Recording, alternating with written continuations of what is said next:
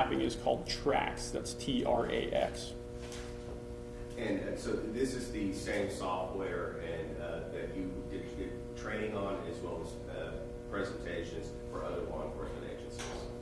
Yes, I mean it's morphed over the years as made improvements to it, but that was the original automated version that I used after essentially learning how to hand map these records and do it the manual way. Did you educate these other agencies as to use how to use the software?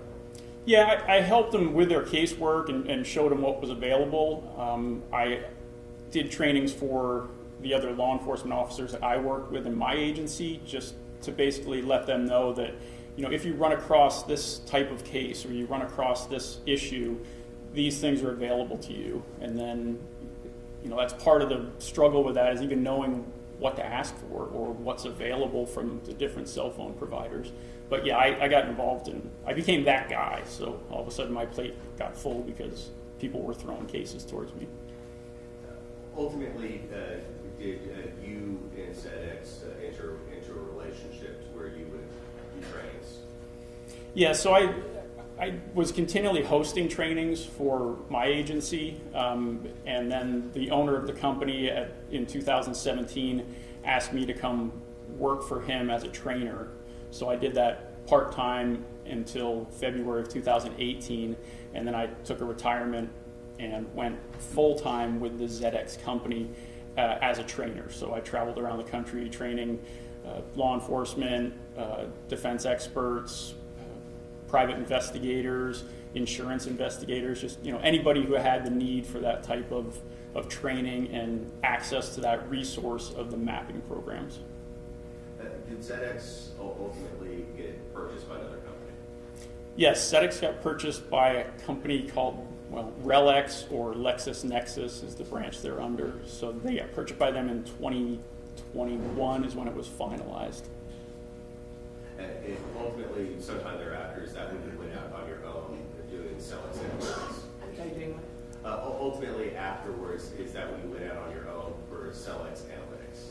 Yes, the LexisNexis company, the role that I had was primarily at that point doing testimony and court work with agencies around the country. And Lexis said that they did not want to do that part of the company's work, really. So what they did is gave me all the cases that I was working on, and now they just refer cases to me if stuff comes into them with requests. Now, have you put together presentations and testified to them in court in the past? I have. Now, the information that you received, for example, right before you took the stand, we admitted a T-Mobile cell phone data information.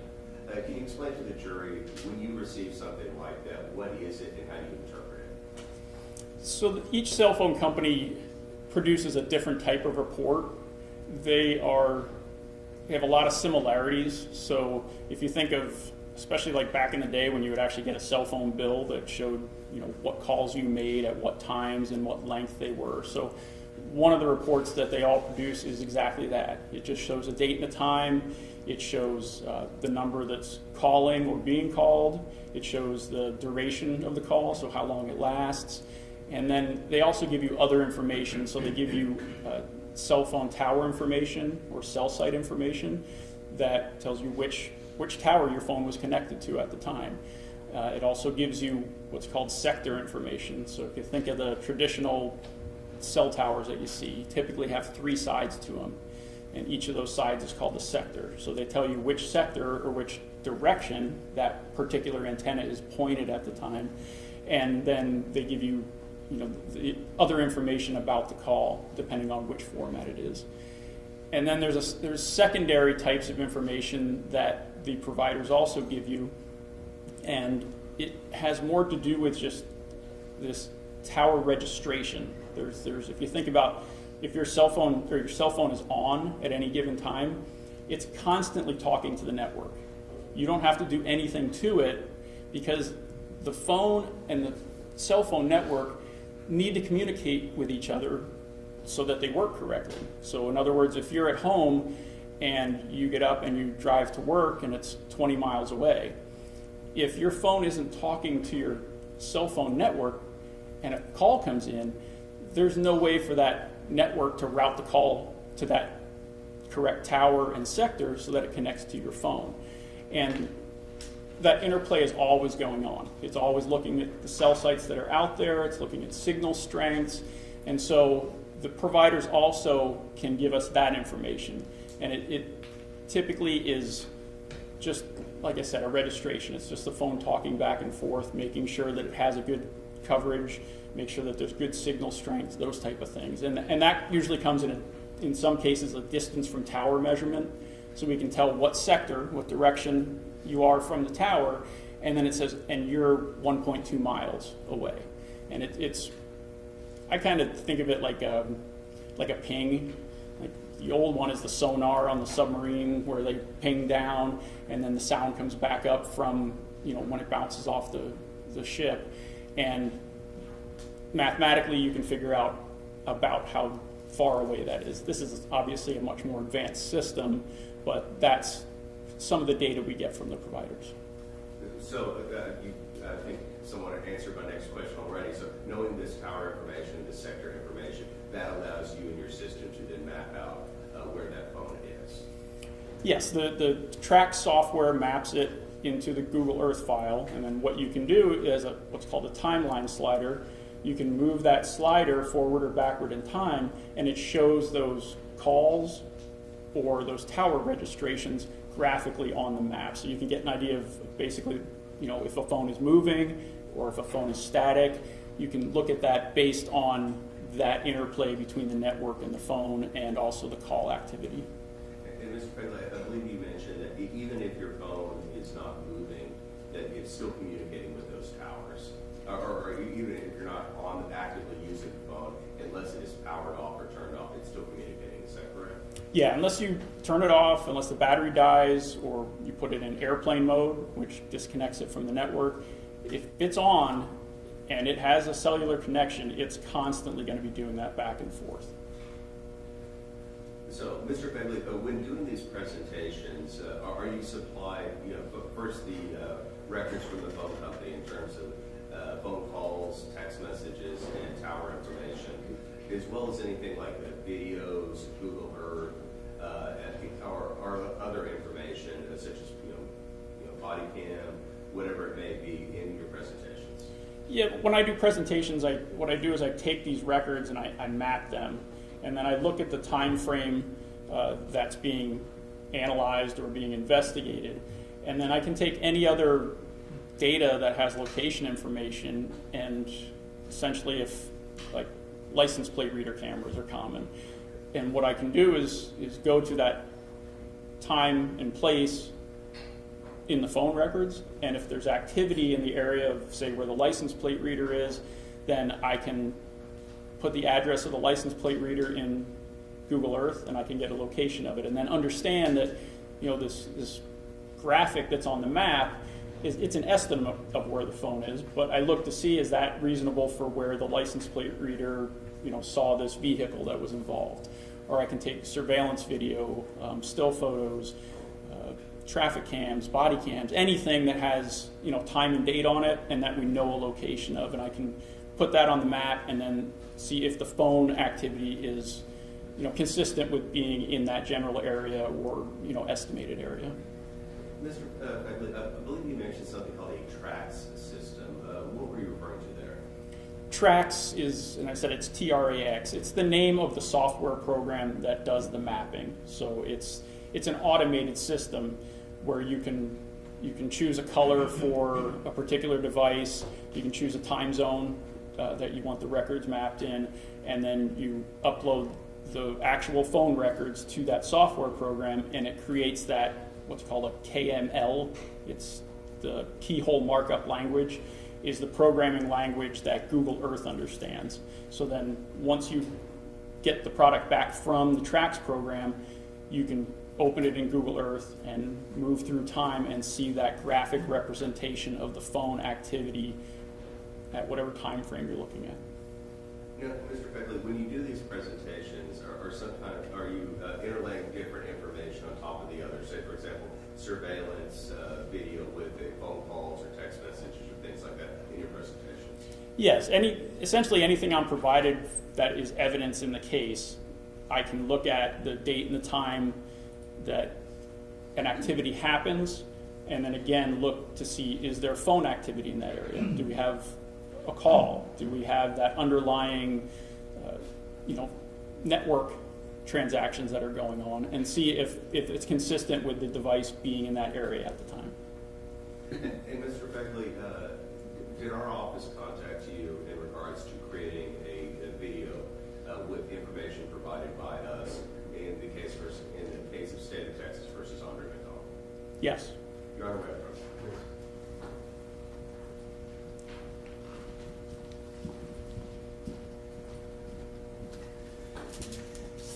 Mr. Fegley, I'm showing you what I've marked as State's Exhibit 174. Do you recognize the initials and date on that disc? Yes, those are my initials and today's date.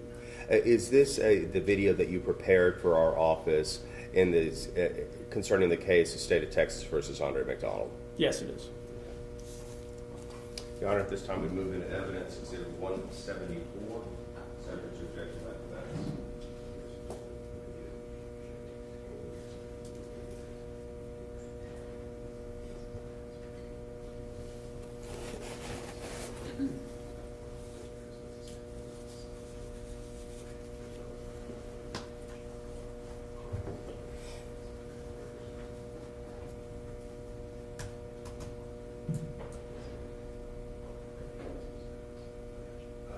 No new objection.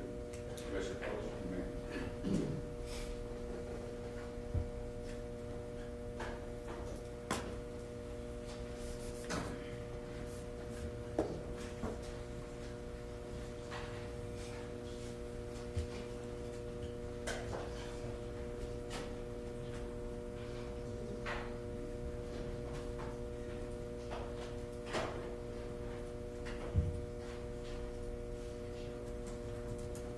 Your Honor, may I step down to grab my water? Hold off. I'm having all of this, not taking anything up there, so they're not very questioning, so sorry. That's fine.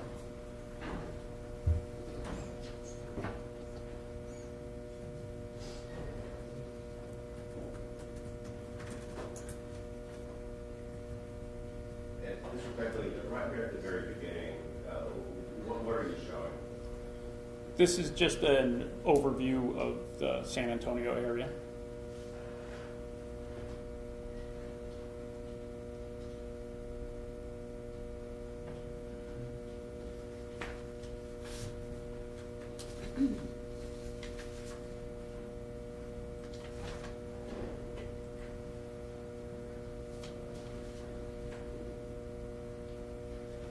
Mr. Begley, earlier you had described cell phone towers and cell phone sectors. What are we seeing here on this image? So the little icon that looks like a lollipop essentially is just the graphic representation of where the cell tower is through the Google Earth map. And the reddish area that it's showing, what does that depict? The reddish area is what's called the radio frequency horizontal plane. So it's essentially the typical propagation pattern of a cell phone antenna. So it's one side or one sector of that cell phone antenna. We refer to the red area as a handoff area. And what that means is, if you think about, like I was speaking about traveling from work, your home to work, and if you have a continuous call connection as you go from your home to your work 20 miles away, what your phone does is it hands off to a different cell site and a different sector as you travel. And by necessity, it has to do that to have that continuous connection that we want in our calls. And so this handoff area is essentially just an estimate of where you could be during this connection. Now, you could hand off before you get outside this red area to a different sector. You could, if you leave this red area, essentially what we're saying is we're estimating that if you leave this, especially in any significant way, you're going to hand off to a different cell site and sector because they have finite patterns that they're responsible for. Is that part of the way you track movement? Yes, you can see, when I've seen that where we've had connections that last for 45, 50, 60 minutes, however long as someone's traveling. And what you see is a consistent pattern of switching from one cell site and sector to another cell site and sector to another cell site and sector. And obviously the providers build these things. It's very expensive to build these networks. So they want to get as much range as they can out of each one of those structures. So it's dependent on where you are. If you're right in the middle of San Antonio, it's going to be a lot different than if you're out in the hill country somewhere. And the idea behind it, or I should say the sizing that is represented here, is dependent on tower density. So if you're in an area that's very dense towers, so again, right in the middle of San Antonio or right downtown Dallas, there's many more cell sites and sectors that your phone has options for. So it's going to, by necessity, hand off much more often than if you're in a rural area where you have those big 300-foot tall towers that are spread much farther distances apart. So this handoff area gets larger and smaller based on that tower density. And that's how the Trax program estimates these areas, is it looks out in that direction where that sector is pointed, and it looks for the closest towers. How dense is it? How close are those towers to this particular tower and sector?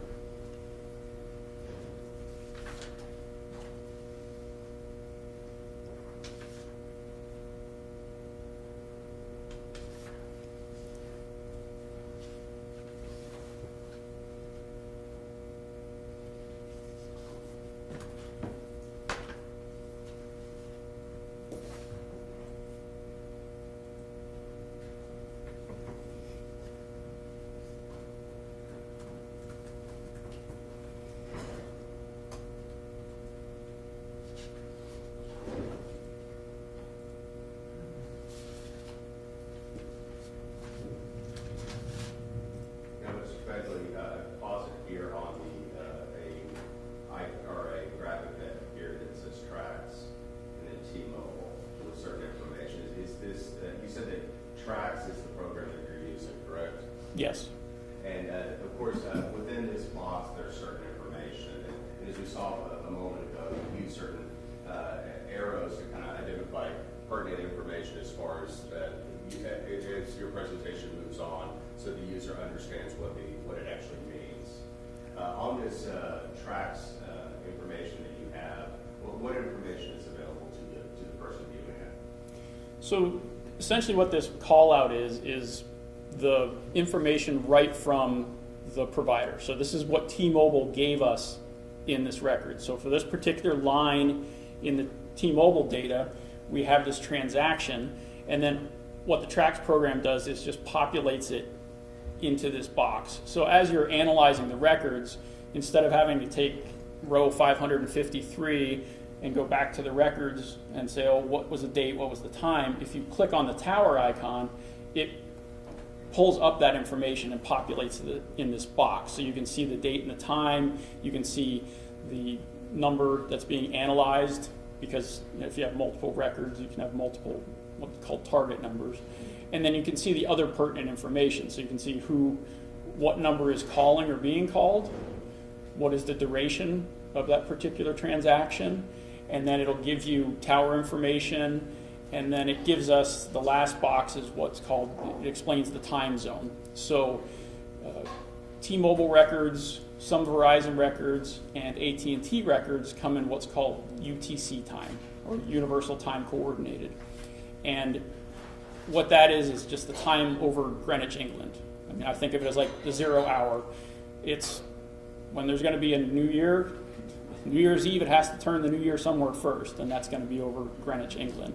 And a lot of companies use that UTC time as a baseline because it's a standard. And then what the program does is it gives you the ability to put it into the time zone for the locality that you're looking at. So in this case, Central Time.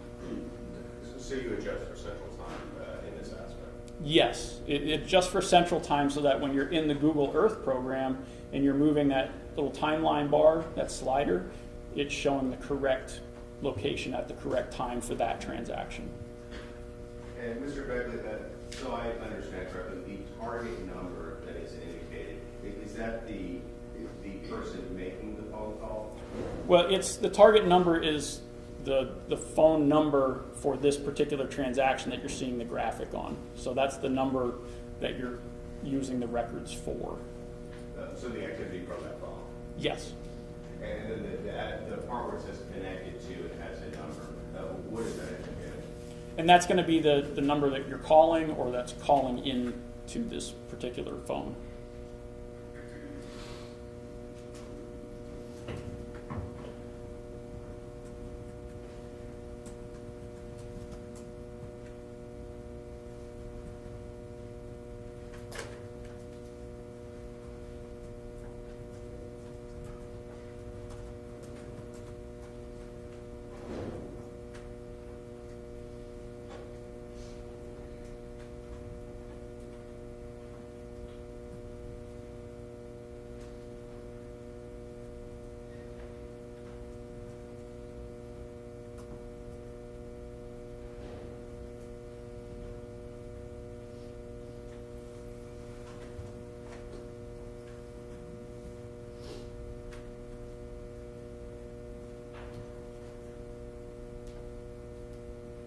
Mr. Pegler, I see now that you're putting some geographic information on the Google Maps.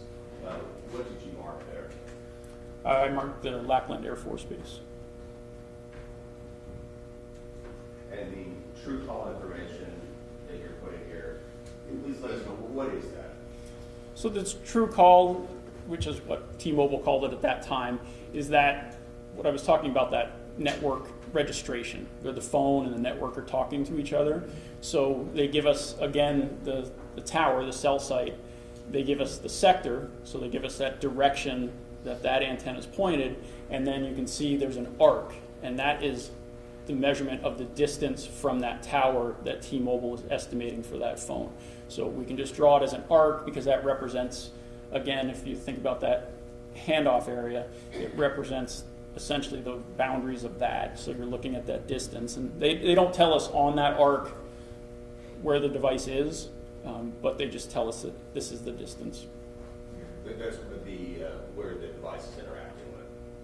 Yes, and they're essentially giving us the date and the time, the tower information, the sector information, the distance, and then in some of these reports they actually give you signal strength and interference ratios and all the other stuff they're collecting so that the phone and the network can work correctly together.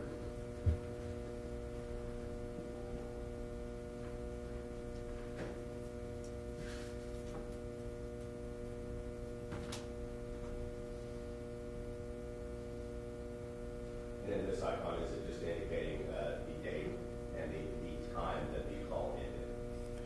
Yes, they give you start times and end times. It varies, and then again, that same information, the distance from tower, what the tower information is, what sector it is, and then the time zone, the same basic idea there. And I see here that you have two different people indicated with two different phone numbers.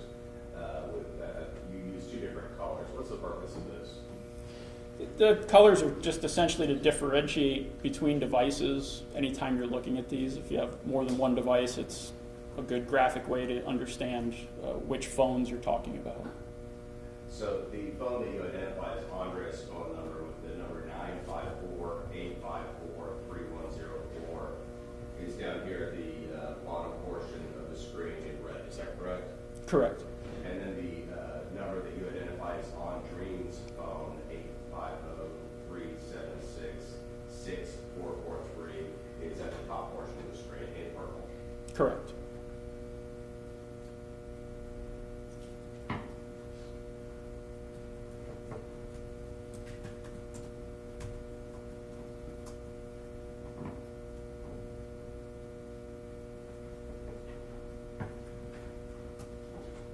And in this graphic, it's showing that Andreen's phone was calling Andre's phone. Correct.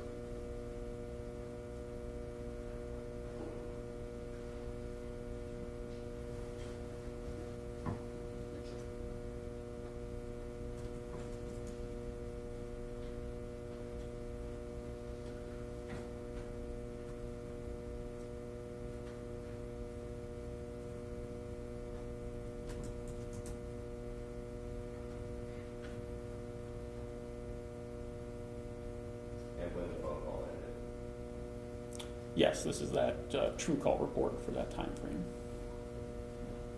At military time, 19 hours, so approximately 4:19 p.m. Yes, on February 28th. yes.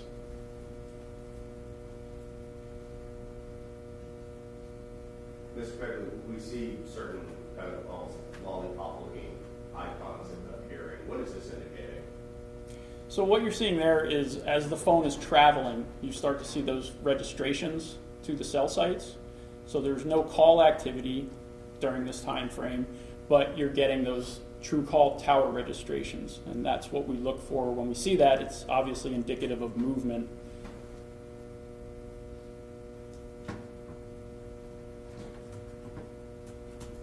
And moving it to an area that's further north and slightly east from where it originated. Correct. And it looks to be right along the interstate corridor, which makes sense for what we're seeing.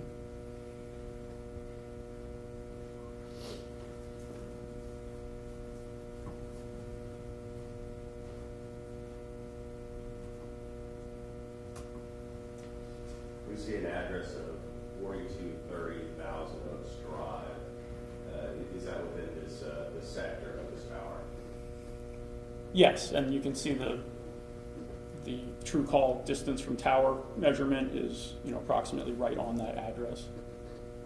And the Google Earth image that you're showing is of a block of visors, correct? Yes.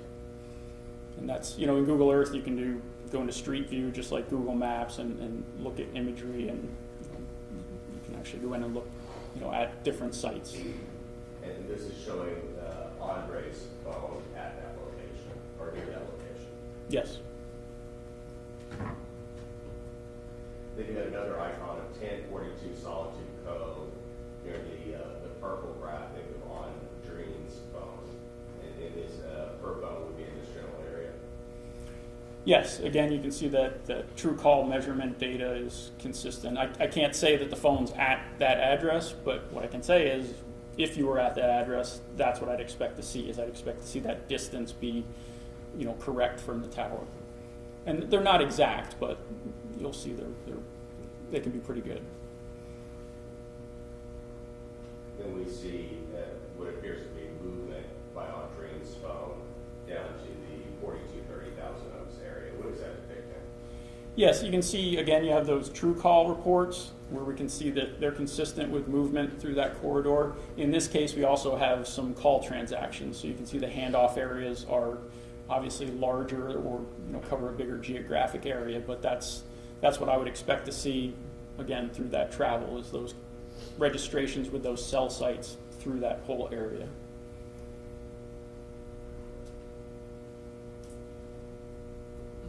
And at this point, it appears both phones are in that same area, 4230 Thousand Oaks. Yeah, and again, I can't say they're at that address, but what I can say is if you were there, this is consistent with the device being at that address. I can't say where on the arc the phone is, but if you were there, that's what I'd expect to see.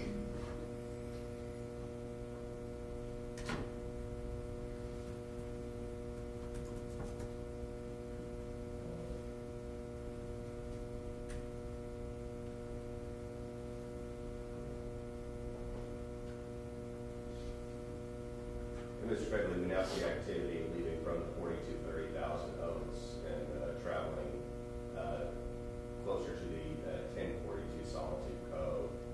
Is that an indication of movement? Yeah, it's indicative of travel. We see the same pattern we saw going south is consistent with the pattern we see going north, and it's just that as you're moving, your phone's just constantly doing that back and forth.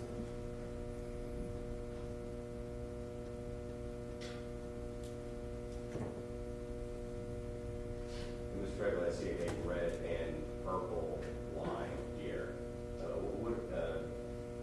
Right next to each other. What does that indicate? So both devices are essentially getting that true call report, that registration on the same cell site and the same sector. So they're not measuring exactly the same distance, but you can see they're very close. Now, Mr. Begley, now we're seeing a different graphic. What information are you pulling up here in your presentation? So this was search history I was given from one of the phone extractions. And again, this is a case where what I do is I look at other evidence I'm given and look at the location of the phone at the time of search history or anything else that has a date and time stamp on it. So we can, again, if we have a registration within a couple seconds of when a search is done, you know, we have an estimate of where the phone was as that was happening. So the graphic that you're displaying here, you put a red icon. This is the search history from Andre's phone starting at 7:01 p.m. Central. Yes. There's also an indication like an Android browser. Is that just simply the browser on the phone? Yes. That's and it. then the topics that we're seeing here, such as registered business in Texas, Texas comptroller, are these the things that are being searched? Yes, that's from the phone extract. That's where this is taken.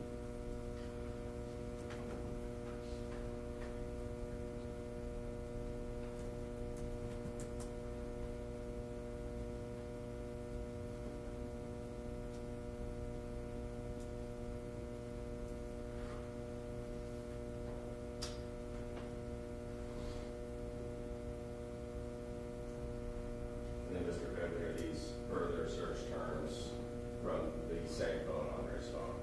Yes. Now, earlier you had indicated both the red and purple markings lines near 1042 Solitude Cove. Both devices were at 1042 Solitude Cove. Is that consistent with what you'd see in terms of that tower information? Yes, that's what I expect to see. If you were at that address, that's what I'd expect to see, because the distance from tower and the sector, the way the sector points, is consistent with that address. So based on that time frame that you've already indicated, does that show that these searches are being done near 1042 Solitude Cove, or if the device was there, that's what you would be consistent? Yeah, that's what I'd say. If the device was there at the time these searches were going on, that true call data is what I would expect to see.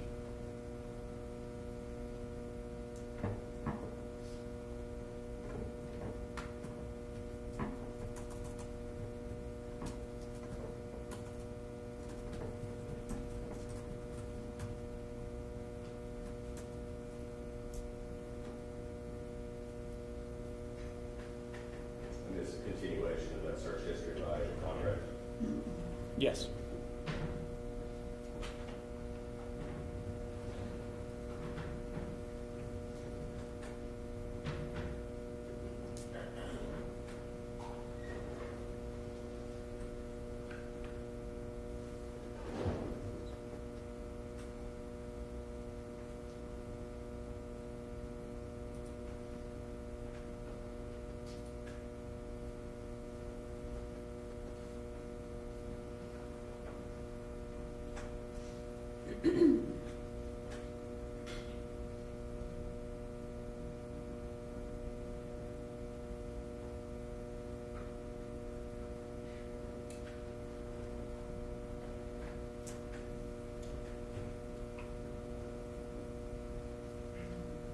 And Mr. Beverly, suffice to say that Andre is searching several different topics during this time frame. The phone is.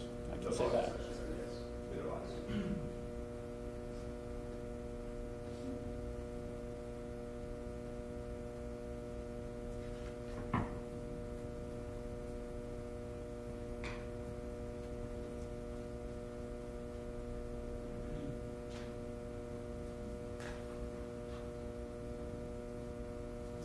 Now, what is happening here, Mr. Beverly? This is just the call that's going out from Andreen's phone. So you see the larger handoff area, but we have the underlying true call data.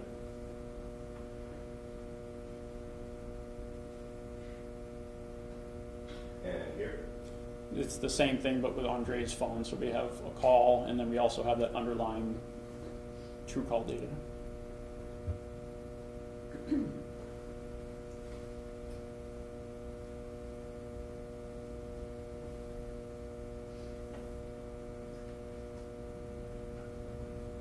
We see a slightly different area for the purple. What does that indicate?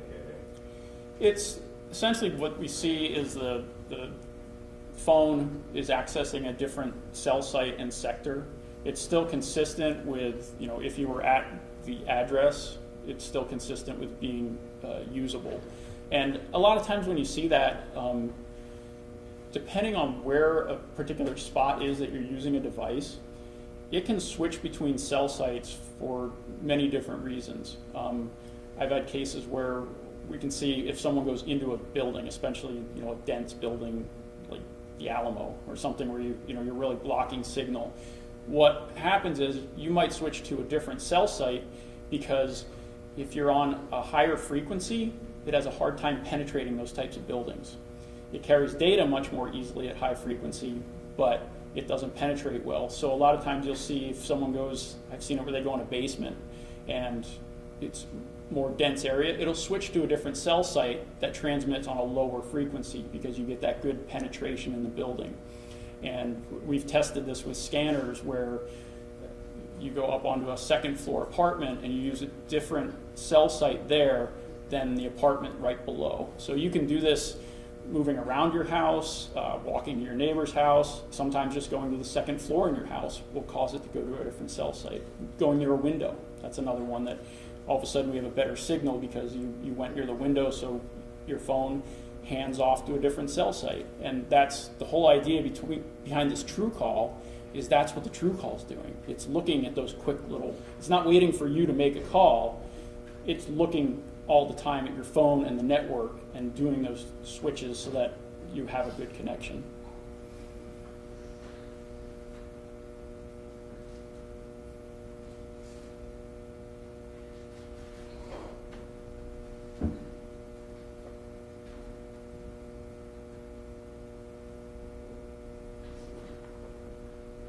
Is this a call being made from Andreen's phone?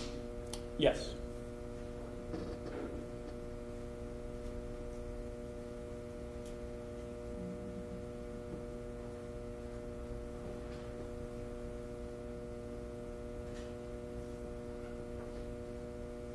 And the end of the call approximately 7:45 p.m.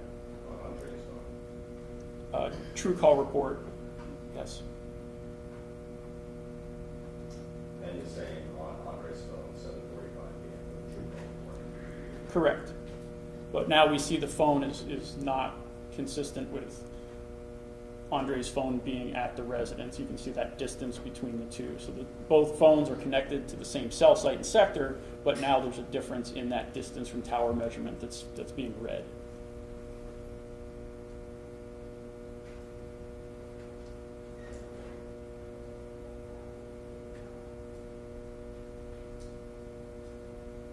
So as Mr. Becker said, that we may be using the same tower, but now it's inconsistent. I'm with sorry, Andre's phone. Stephen, can you repeat? I apologize. Mr. Becker, you said that Andre's phone was inconsistent from being at the same location, but they're using the same tower. It's the same cell site and sector, but now we have that different distance measurement. And again, we can't say where on the arc the device is, but we know it's too far away to be at the residence at that time. And then you indicate a Shell station, which is in that same area, interacting with the same tower earlier, is that correct? Yes. Are we able to take surveillance video from that Shell station and integrate it into the presentation? Yes, I did.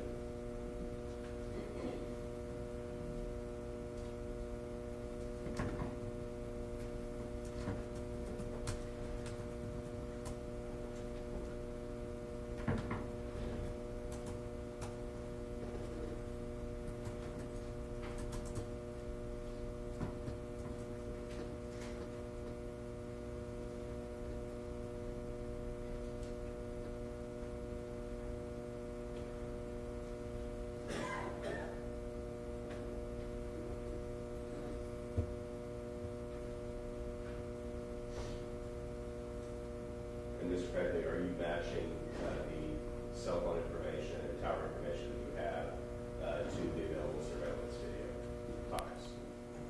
Yes. I'm just, again, looking at at the time of this surveillance video, is there phone activity? And if so, is it consistent with the area that we're looking at on the video? And it's, you know, it's not always exact, but within reasonable time frames.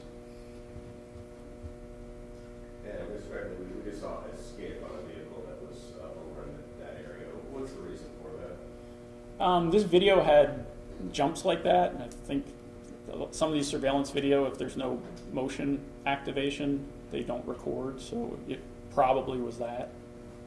And Mr. Beverly, we're seeing something, some texting embedded on the video. What is this? These were text messages I was provided from the cell phone extract with timestamps on them. So again, I'm looking at, you know, is the phone activity in an area? If so, you know, is the surveillance video at the same time frame? And then what phone activity from the forensic extract do we see during the time frame that the phone is consistent with being in this area? And so, Mr. Beverly, does this match up that this text was sent by, it says Andreen text Andre at 7:45 p.m. is consistent with the text being sent with this surveillance video at this location? Yes.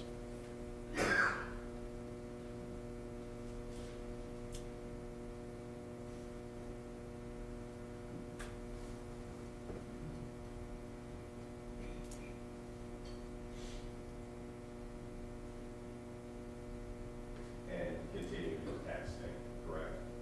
Correct. There's texts back and forth in both directions during this time period.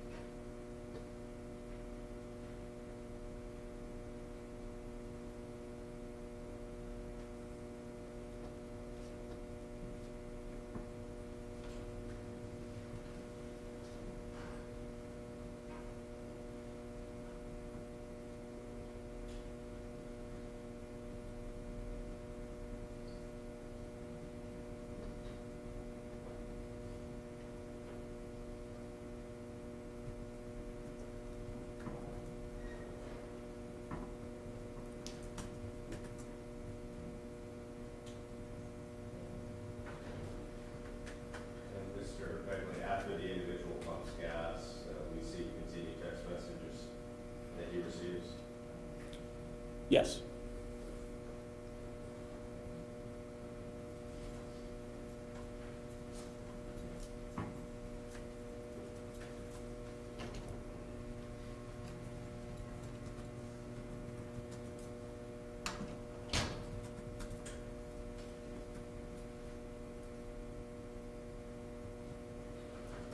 And text messages that he is sending to Andre's phone is sending to Andre's phone.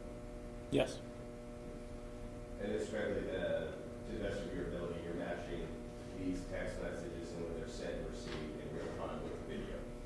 Yes, to the best of my ability.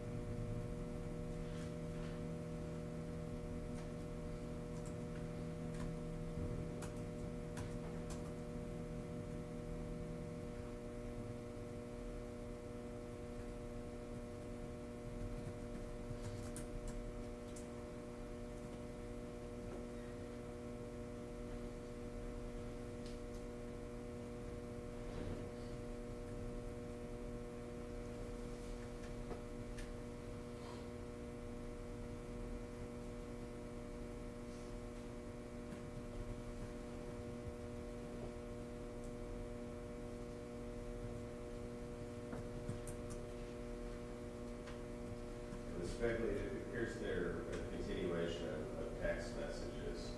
Are you able to indicate where these text messages are sent by Andre's phone? I can't say where. Again, I'm looking at that true call report as close to the time of the actual transaction as possible. They're not always exact, just because you don't necessarily produce a report just because you're making or receiving a text message. But again, it's somewhere along that arc or close to that arc. The true call time being at 20:02 or 8:02 p.m. Correct.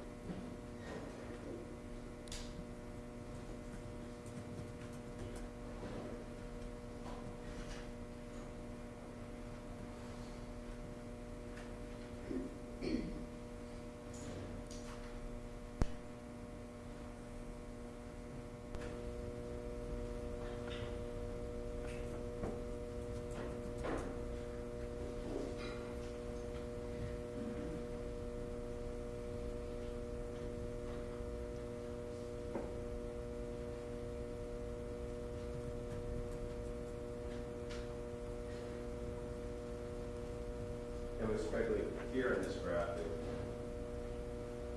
you show multiple lines for both red and purple, and then some true call information for both phones. I believe interacting at 8:02 p.m. on February 20, 2009, and it says until 12:02 a.m. March 1st, 2019. What happened at 12:02 a.m.? Well, essentially this is, with the Google Earth timeline slider, you can open up a span of time. So instead of going through small increments, you can look at a large span of time. And it just, for this part, that's what I'm seeing is that consistent tower registrations for both devices. Can't say where they are, but if you look, you can see all three of those cell sites and sectors intersect, each one of those arcs intersects right over the residence. So then this was up until the last registration on Andreen's phone was 12:02 a.m. on March 1st.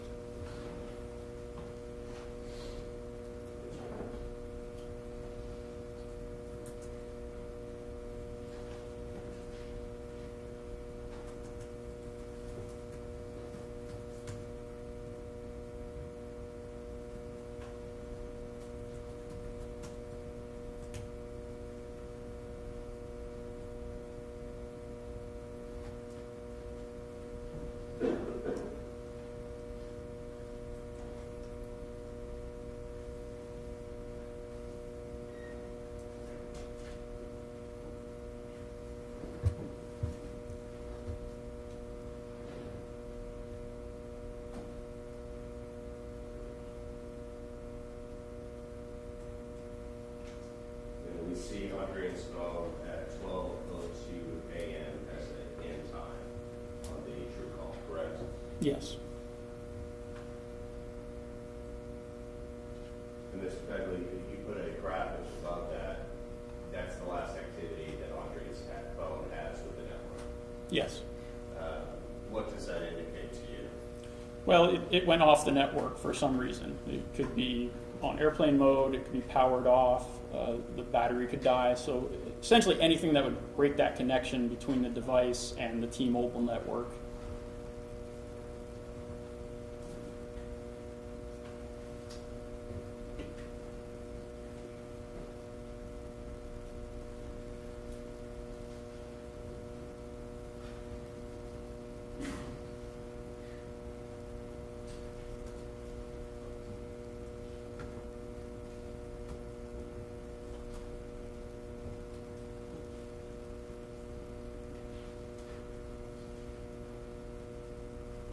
There was a end time at 12:40 a.m.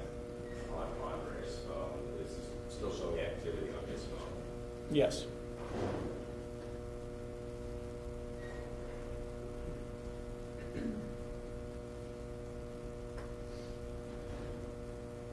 And again, at 1:48 a.m., still showing activity on Andre's phone.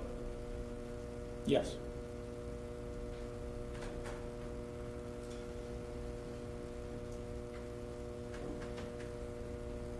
Here, Mr. Begley, we see text messages sent by Andre's phone to Andreen's phone, one at 1:50 a.m. and another at 1:52 a.m.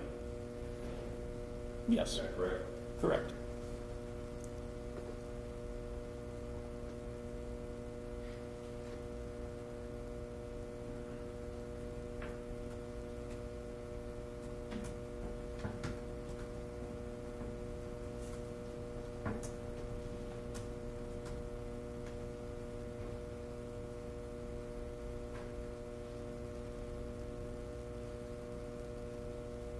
And Andre's phone continues to have true call activity from 12:40 a.m. to 7:08 a.m.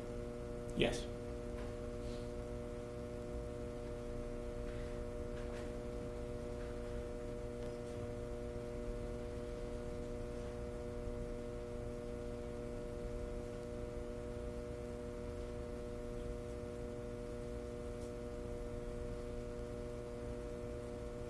Mr. Begley, you're now indicating a graph that says Andreen's Andreen recovered July 11, 2009. I'm sorry, Mr. Spear. You're now showing a graph that says Andreen recovered July 11, 2019. Is this the area in which the body was ultimately found? Just object to foundation, Your Honor. Oh, did I already admit this video? It's already, just trying to demonstrate. It's demonstrative, Judge. We have no objection to the graphic, I'm just saying that the question implies a number of things that there's been no foundation for knowledge of this witness here. So, Is this a Google Earth image?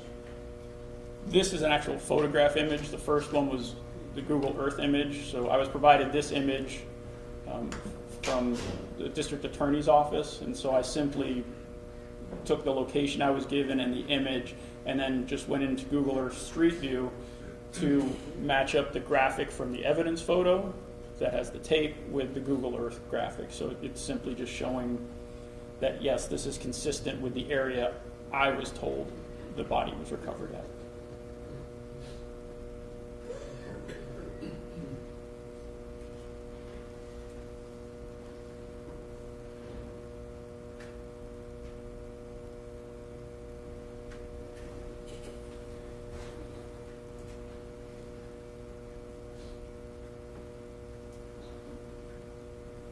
And Mr. Bailey, for presentation purposes, this is showing the distance between 1042 Salty Road and that area. Yeah, it was just showing the relative distance between the two locations. And Mr. Bailey, there's another text sent by Andre to Andreen at 7:09 a.m. Yes.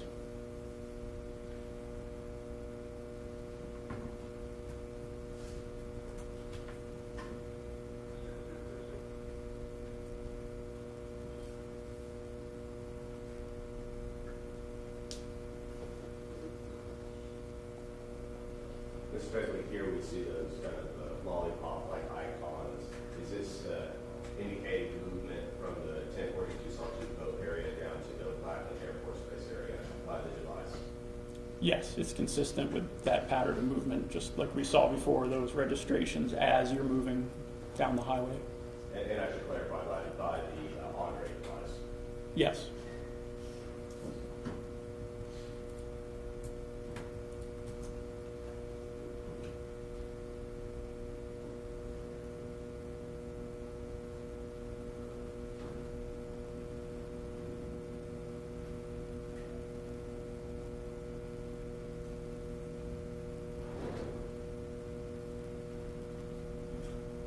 And again, Mr. Fairley, this is showing Andre's device having interaction with a tower near Lackland Air Force Base. Yes.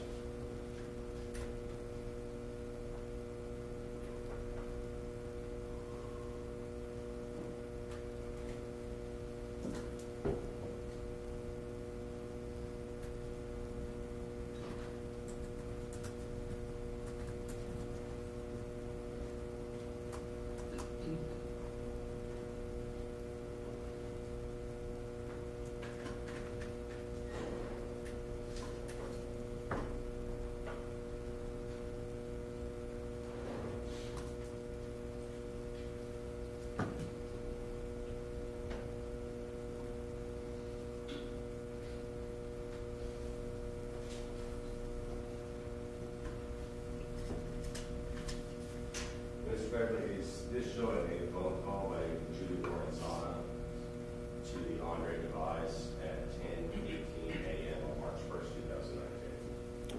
Yes, the number that's displayed was identified as her number with the information I was given.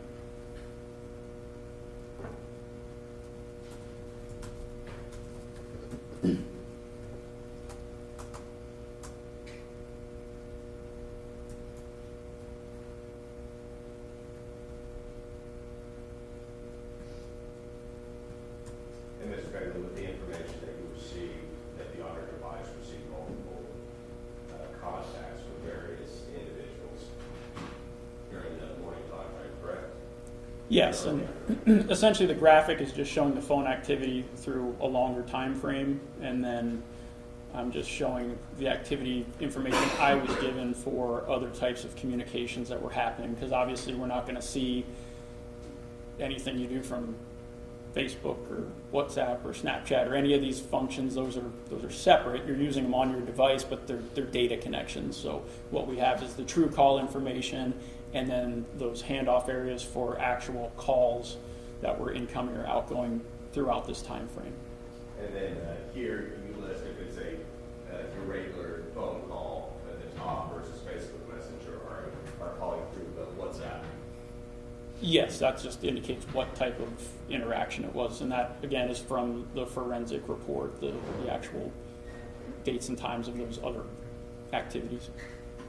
And Mr. Begley, on the graphic that you have of the, I guess, initial 5 missed calls, the call at 12:10 and 40 seconds and the shortly afternoon is from Carol Gambar to an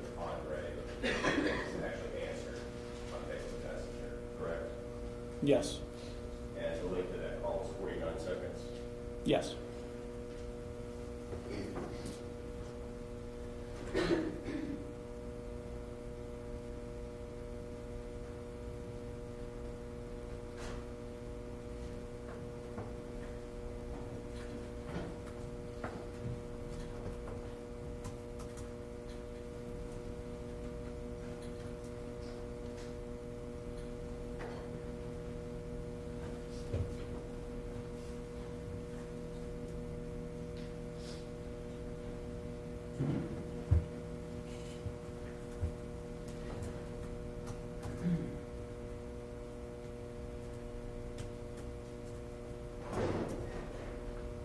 Now, at 12:16 p.m. on March 1st, the Trax is showing a call from Andre's phone to Andreen's phone.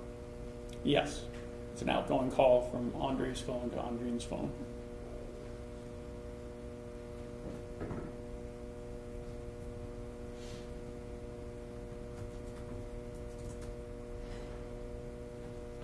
And this a phone call from Andre to another individual. Yes.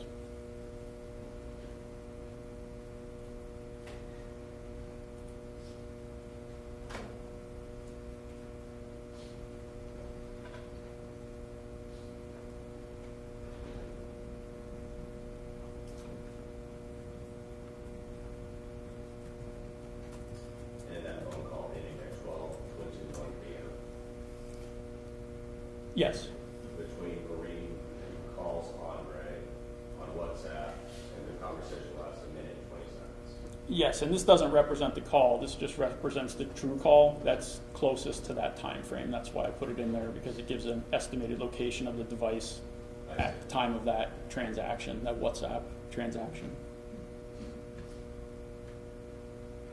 And another call at 12:22. Yes.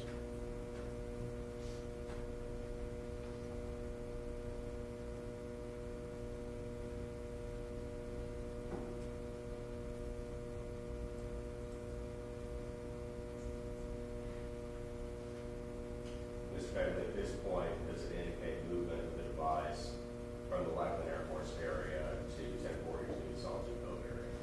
Yes, it's basically the reverse of what we saw in the morning when the device was traveling south, and in this case it's traveling north, consistent with reversing that route.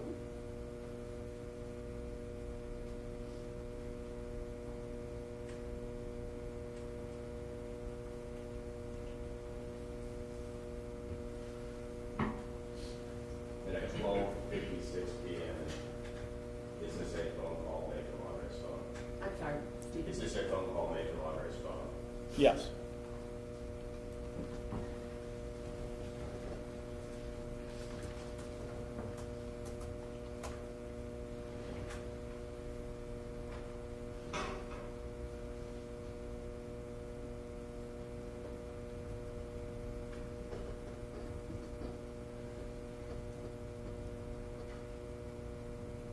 And that phone call ending at 1:21 p.m.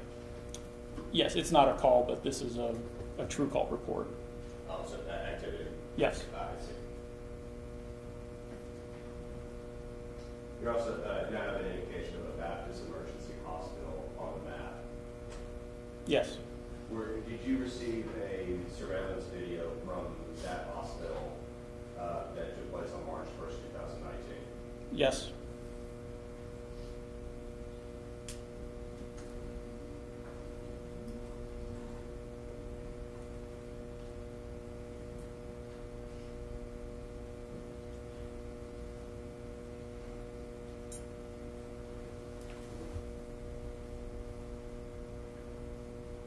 Mr. Begley, you're highlighting the time from the surveillance video from the hospital, correct? Yes. And at this point, the Andre's phone is not traveling to the hospital. It's in or around the 1042 Solitude Cove area. Yes, it was the true call report right before that was consistent with, if you were at that address, that's what I would expect.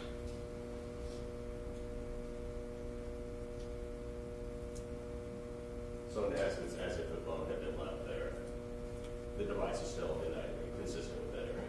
Well, what I can say is if the phone was left at that address, then yes, that's what I expect to see, is that distance from tower and sector information.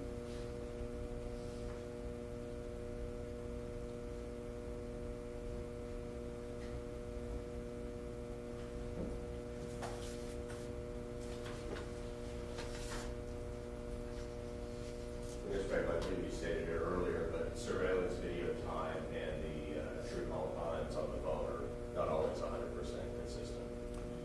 No, they're not always consistent.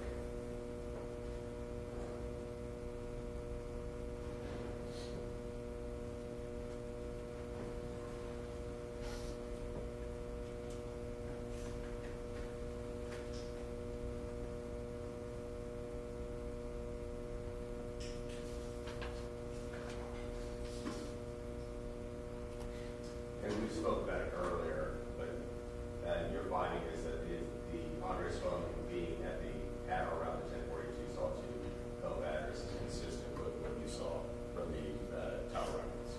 Yes, again, we didn't see any large movement. Those true call records, the cell sites and sectors that were being accessed during that time frame were consistent with being at the address.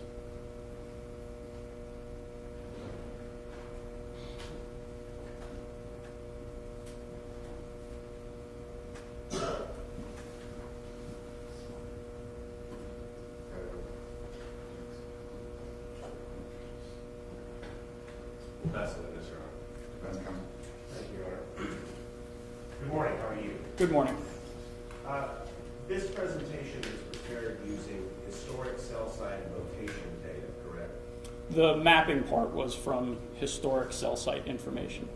And those are records that are coming to you from the phone company, from T-Mobile, correct? Well, yeah, they would have come to the investigating agency from T-Mobile. I obviously would receive them then from the investigating agency. Okay, and so at no point did you examine the GPS data or anything that was from the hard drive of Andre McDonald's phone, correct? I did not get GPS data from his phone. Okay, so let's talk about a little bit the differences between the cell site location data and the GPS data. Cell site location data, we have these kind of heart-shaped bubbles coming from the tower, and we have to sort of estimate the range and the distance from the tower that the phone is based upon frequency and what the company tells you is their calculation for that distance, right? So, yeah, the arc that you see is their measurements. They're giving us, this is our estimate of the distance from the tower on this sector. The, what we call the handoff area, or the H-plane, that is from the tower and sector that's provided by T-Mobile. They give us that information. The size of that area is the Trax system. That's the algorithm in Trax that produces that size and expands or contracts the shape based on that information. The Trax system is using the mathematical equation based upon the tower, its range, its frequency, to estimate where the phone is in relation to the tower, right? It's using the tower and the sector information, and then it's calculating that sizing based on the tower density in that direction. So if you're pointed into a very populated area with a lot of cell sites, the estimate for that handoff area gets smaller. If you're in a rural area where it's a much farther distance to any related cell sites, then that handoff area gets larger. your phone also has within it the capacity to do GPS tracking, correct? On a smartphone, yes. On a so like on an iPhone or a Samsung Galaxy or something like that, these phones have GPS capabilities that are separated apart from the data that's collected by your phone company that was what you used to make this map, right? Yes, there's an internal GPS receiver transponder that's in the phone itself that can work as an actual GPS. So while we're talking here about fairly wide arcs that can cover quarters of a mile in some situations, your GPS can be accurate within feet, correct? I'd say, yeah, within meters for sure, and sometimes within feet. So I mean, not just that you walked into a Walmart, but maybe even what aisle you were walking down at Walmart. Yes, I mean, the GPS won't work in a Walmart, but I get your point. If you're walking around the Riverwalk in town and had your GPS on, then yes, you would get a much more accurate reading based on the fact that your phone is using the GPS to guide you, or for you to know exactly where you're at. Okay. And that data was not something that was provided to you to review, correct? Correct. All right. We talked a little bit about switching towers and that might be indicative of going into a building, correct? Yes. But I mean, the phone might switch towers for a wide array of reasons. Yes, like I spoke about, there's multiple reasons. It could have to do with building density. It could have to do with your relative location to that tower. There's lots of reasons you could hand off to different cell sites and sectors. And do phones ever develop kind of an affinity for or preference for a certain tower? Like if you connect to the same tower every day because it's right next to your house or something like that, would you ever see a situation where that tower might be preferred by your phone, or might try to make a connection with that tower first, even if it isn't the most convenient tower? Well, what they're doing, and you can see it in these true call reports, is there's an energy to interference ratio. So what the phone is doing is it is preferring a cell site and a sector, but it's preferring it because it has the strongest energy, the strongest signal strength, and the least interference. And so it's not like a Wi-Fi connection where you can have your phone automatically connect to your Wi-Fi when you get home. It's that interplay between that cell site and sector and your phone, and that's why we see these things so chatty, is because they're constantly doing that. And especially if you're driving down the highway, by necessity, your phone has to be doing that all the time. Okay, so two things I'd like to make sure I am following you correctly about regarding switching towers. Just because your phone switches a tower doesn't mean that the phone has moved physically to a different location, right? Typically, it's not, because it doesn't have to move a significant distance to switch towers. And especially if you're in an area where maybe two towers are really close in those factors that make it happy where the phone wants to be on that cell site. So yeah, it could switch without you moving. Essentially what I'm saying is if you move a significant distance, then yeah, you're going to have to see that switch, because it's a necessity of a mesh network, of a mobile network. And just because you may have connected to another tower, if that tower has a similar arc to the one that you were previously connected to, it doesn't mean that you moved, right? That's possible. I mean, there's different technology. Some of these towers have multiple antenna on them, so you can switch back and forth. And again, with the TrueCall data, it's nothing you have to do. It's just that background noise that's going on all the time, that back and forth between your phone and the network. So like if I was at my house and tower one, for our hypothetical, is connected to my phone, and I decide to go and walk, a quarter mile to the park near my house, it's conceivable that I stay on that tower one the whole time. It's conceivable that I might switch off to tower two, right? Yes. But because of the closeness of those locations, wouldn't necessarily reflect movement on a map like we're looking at in this display. Well, I mean, if you moved a quarter mile, for sure on a call, I might not be able to see a difference because we're covering a larger geographic area with that handoff area. But with the true call information, if you moved a quarter mile, then yes, I would expect that I could tell that. And I've done it on multiple occasions when I'm looking for a phone or a missing person, things like that. You can definitely see those movements. What about if it was, just down the street or around the corner or something like that? It depends on the network environment. There are times where I've had, again, missing persons, where we had an area, and I'm in Montana, granted, so we have a lot of dirt roads and mountain roads, and I can look at that arc and I can tell when that person was moving, because the distance they moved and the time it took to get there was consistent with an icy road and only traveling 15, 20 miles an hour. So we're not in Montana, right? But let's focus on in an urban setting like this, where there are multiple towers, probably in that range, maybe hundreds of towers. In that setting and circumstance, short distances may not register as a travel, right? Well, yeah, it depends. I mean, of course, that's subjective what a short distance is. But yes, you could move a small distance and we would still get a consistent reading on that distance from tower, because it's not measuring feet, it's not measuring yards. We're getting tenths of a mile in a lot of cases, or hundredths of a mile. And similarly, like if you went to a location that was on the same arc for that tower, and you never changed towers, it wouldn't necessarily be something that you could pick up, because each of those lines that we showed in the summary is a probable location for that phone to be along the arc, right? Yes, if you moved stayed the same distance from the tower, you can certainly move anywhere along that arc, because we're not getting information about where on the arc it is. We're just getting the sector and the distance from that antenna. That's just a limitation of the technology. Yes, it's just designed for that network. It's not designed to locate you. It's designed to keep you connected to the network. That's what it's there for.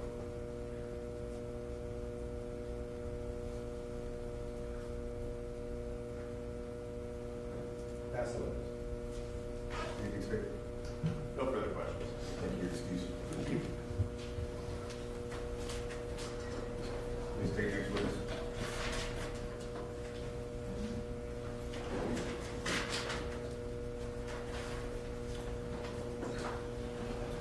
Your Honor, the state calls Sergeant Tobleman. Please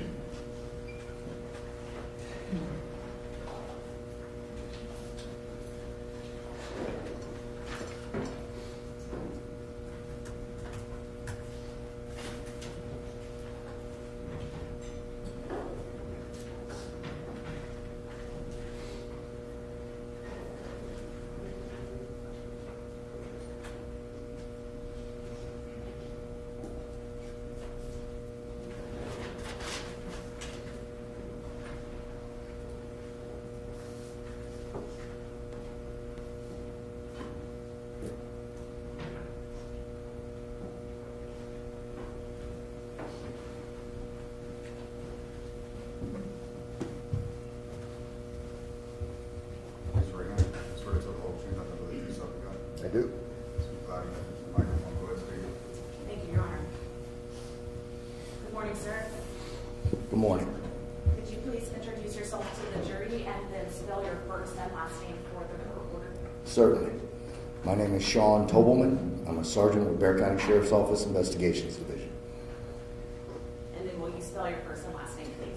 SHAWN TOBLEMAN. Thank you. So you said that you're a sergeant with the Bear County Sheriff's Office, the Investigations Division. How long have you been in that position? 6 years. Okay. And so what are some of your responsibilities and duties in that role?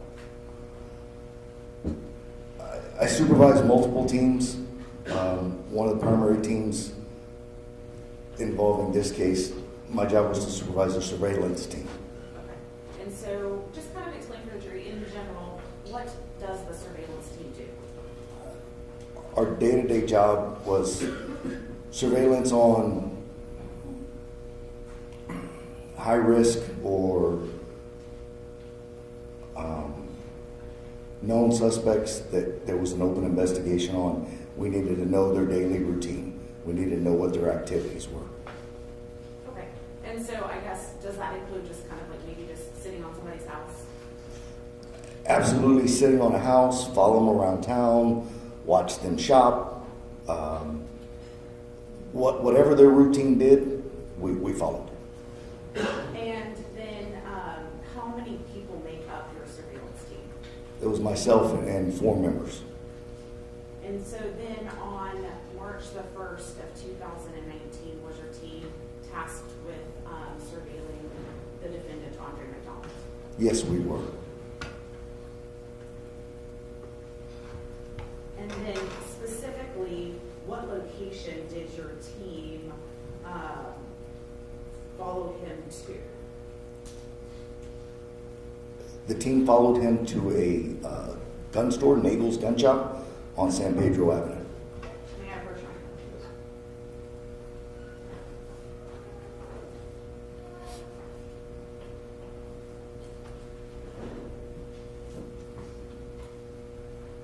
Sergeant, I'm showing you State's Exhibit 175. Does that look familiar to you? Yes, it does. Is that the location where your team followed Andre McDonald? It is. Does this picture truly and accurately represent what Nagel's looked like that day? Absolutely, that is the front entrance of the gun store. State moves to admit 175. No objections. Yeah.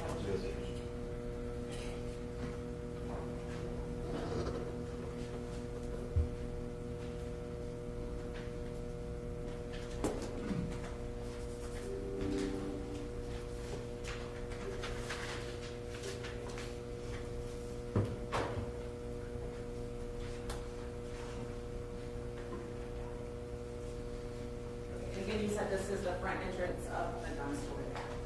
Yes, ma'am. And so then, as your team is it surveying or surveilling? Surveilling? Surveilling the defendant, Mr. McDonald. Did you actually go into the gun store? I did myself. And did you actually see Mr. McDonald in the store? Yes, I did. And what did you observe him to be doing?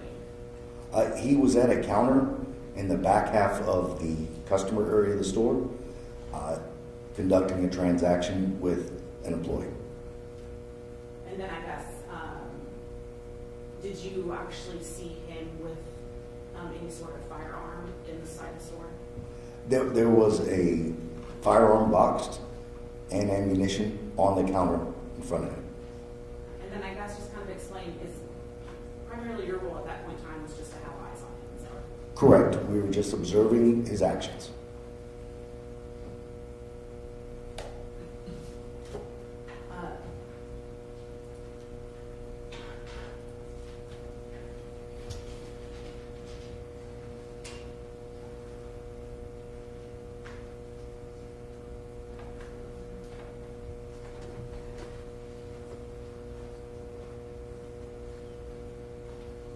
Thank you, Sergeant. Pass the witness. Good morning, how are you? Good, sir. How are you? I'm well. We've met before, correct? Yes, sir. I want to ask you a little bit about the surveillance. When were you first directed to begin surveillance on Andre McDonald? It was sometime that morning. Sometime that morning. Okay. There had been no surveillance on him the night before, the night of March 1st, correct? Correct. I believe you indicated that there was a officer-involved shooting or some serious matter unrelated to this case that had taken away resources that night, and that morning was the first time that you all could get on surveillance for it, correct? It was the first time we were tasked with it, correct. Okay. And that surveillance began at his house, right? Yes, it did. There were officers that observed him depart his residence that morning. Yes, there was one officer that observed him depart. Officer Borg, I believe it was? Correct. Okay. And do you know when Officer Borg began that surveillance of Andre's property that morning? I'm sorry, Andrews, what? When he began the surveillance of Andre's property that morning? I do not. He was on duty. We were called in. Okay. You've been into the neighborhood where Solitude Cove, 1042 Solitude Cove is located, right? I have. And you know that there's a gate to get in, correct? Yes. You have to type in a code, right?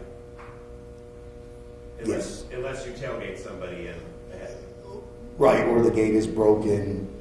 those kinds of things. And Bear County Sheriff's Office has a code with that homeowners association, correct? Correct. I believe it's 3,400. I- Do you know? I do not know. May I approach the exhibits, Your Honor?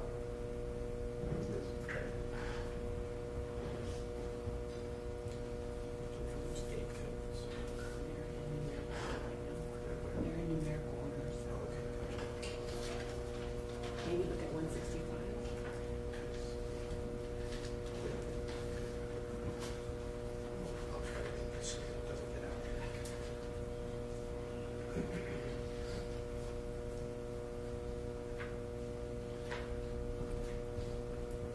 May I approach the witness? I'm going to show you what's already been admitted into evidence as State's Exhibit 165, which are gate codes from that neighborhood, Solitude Code. And I want to call your attention to March 2nd of 2019. Specifically, I want to call your attention to let's see here.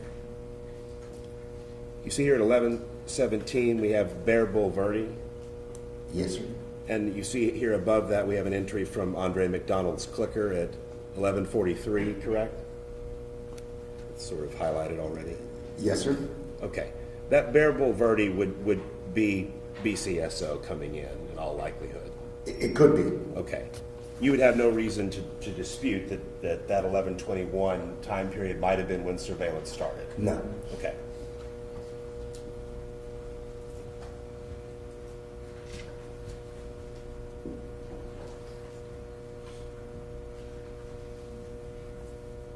Were you in communication with the other members of the team that were conducting surveillance?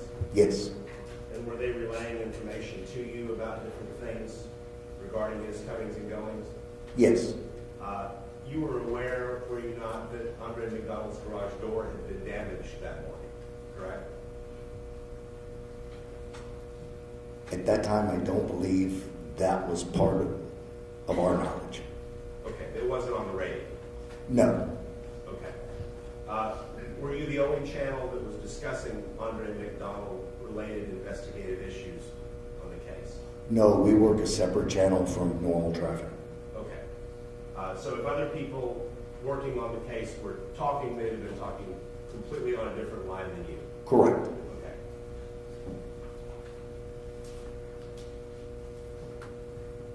Now, we said Board was the officer that was part of your team that had surveillance on McDonald when he left his residence, correct? Just to clarify, he's not part of our team.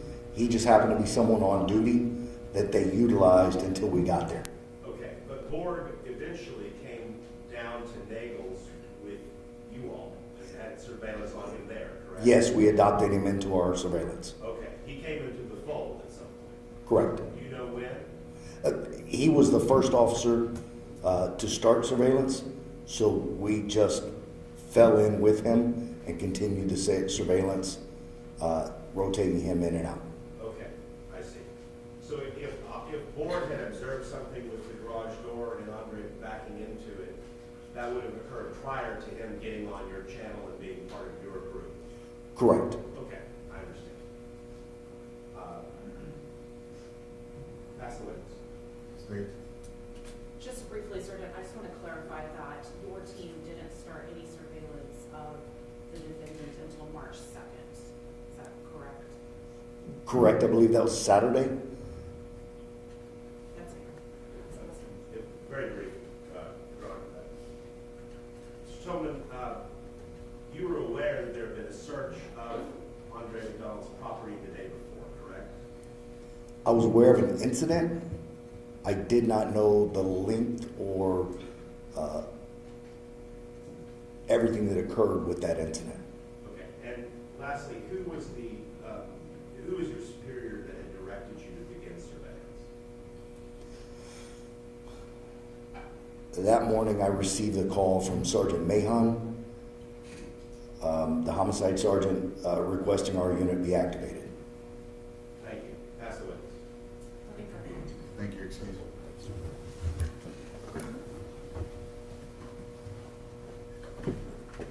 The state next witness. Statement called Robert Blackman. What's the last name again?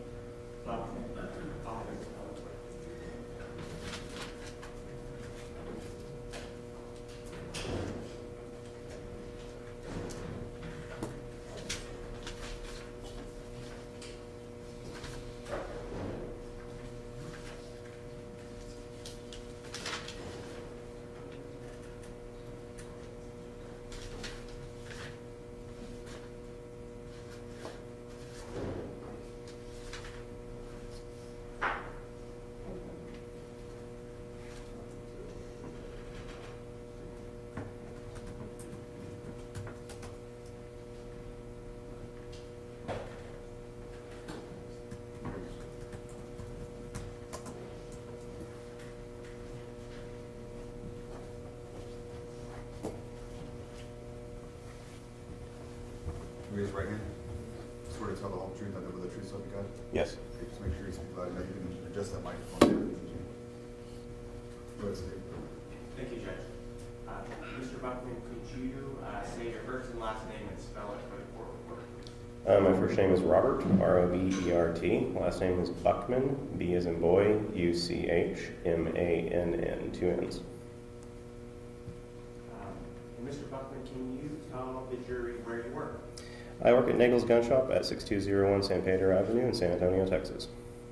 And what is your position at Nagel's Gun Shop? Records manager, formerly sales, but currently records manager. And can you give them kind of just a summary of what you do in that role? So a lot of paperwork gets generated with gun sales. There's a lot of legal requirements on it. I manage that day to day. I have to also do the background checks a lot of times, though we do have other employees that do those. I maintain the camera footage for the store. We have several DVRs and a very large number of cameras for obvious reasons. It's a shop that could have thieves targeted or things such as that happen. A lot of the day-to-day ATF regulation stuff, putting in reports, lots and lots of reports. That's pretty much my life. And I think you mentioned one of the things you do is you maintain the video system. Correct. And at times, there may be a reason for someone to ask for a video from that location, correct? Yes, it happens fairly often. Honestly, the most common thing that happens is someone backs their car into something in the parking lot. That seems to be a daily request. So. We have a video. Did law enforcement ask you to pull a video in regards to the case we're talking about today from a time on March 2nd of 2019? Yes, I remember pulling that video at the time Okay. and providing it, I believe, to the Bexar County Sheriff's Office. May I correct you? Yes.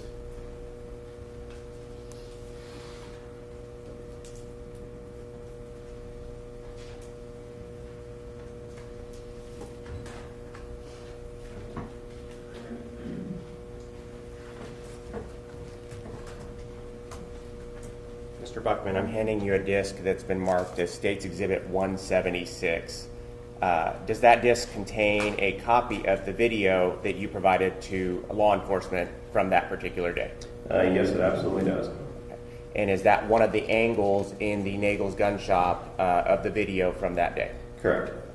And did you, is this an accurate recording from the things that happened on that day? Absolutely. State would offer State's Exhibit 176.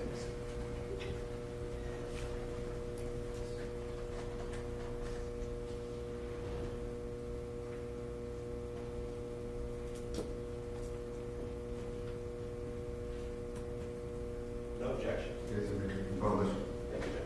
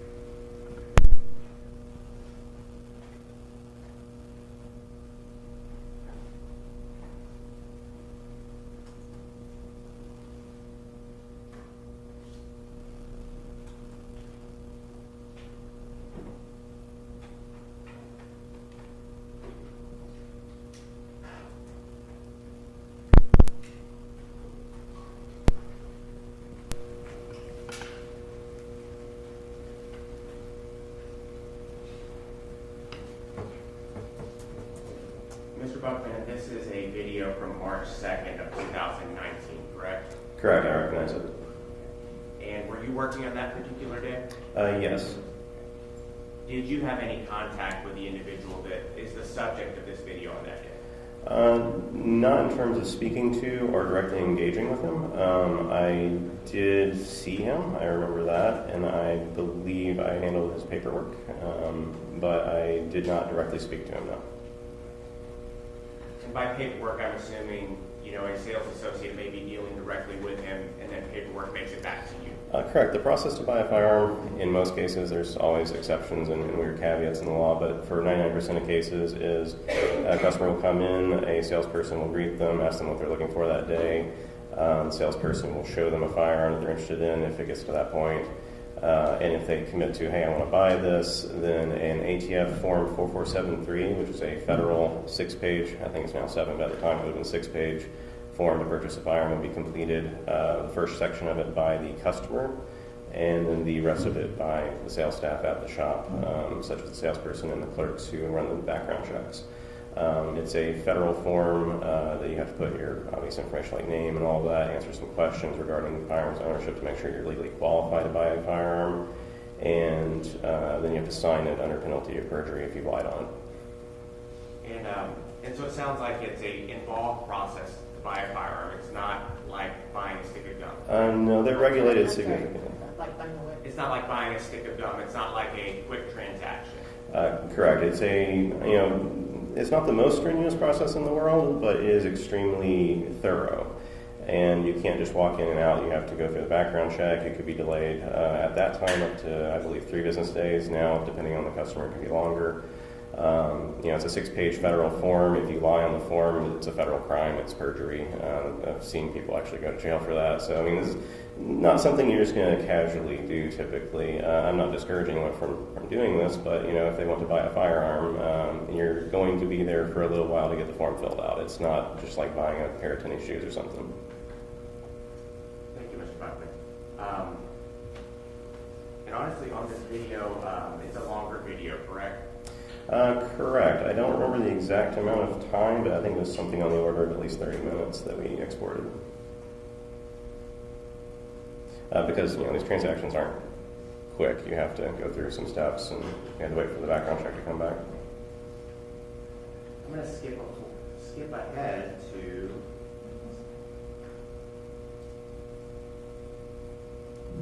this is approximately 31:21. In the bottom right-hand corner of the video right now, we see an African-American gentleman, correct? Correct. And is that a customer in Yeagel's Gun Shop? Correct. That is Andre McDonald. The salesperson that just walked out of frame is Tommy Smyers. He was one of our sales associates at that time. And so the individual, and I think he'll walk back in frame. Yeah, he will. There's several things he has to still do in the transaction.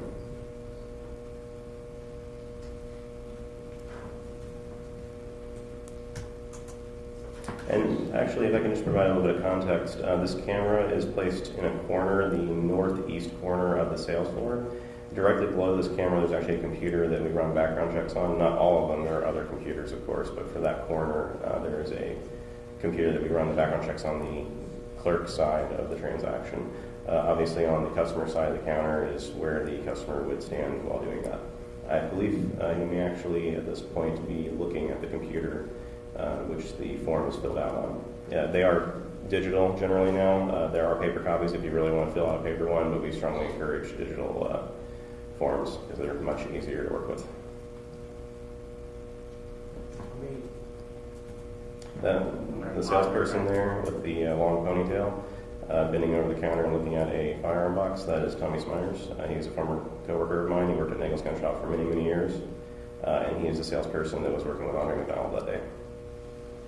And you said Tommy, Tommy? Yes, although to be completely honest, I'm not 100% certain that's his legal first name. It might be Thomas. I don't actually know. Smyers, though, is his last name. I almost have to write it down to make sure I have the spelling right. I'm sorry, can you slow down, please? Yes. His last name is Smyers. I'm not exactly sure the spelling on it, but that is his last name. And vehicles for a long time, correct? Yes, many decades. Where's Tommy Smyers now? He passed away not too long ago, unfortunately. We were informed of that, and it was pretty sad. We really liked Tommy, and he retired a little over, I think, maybe 2 years ago at this point, but he passed away more recently.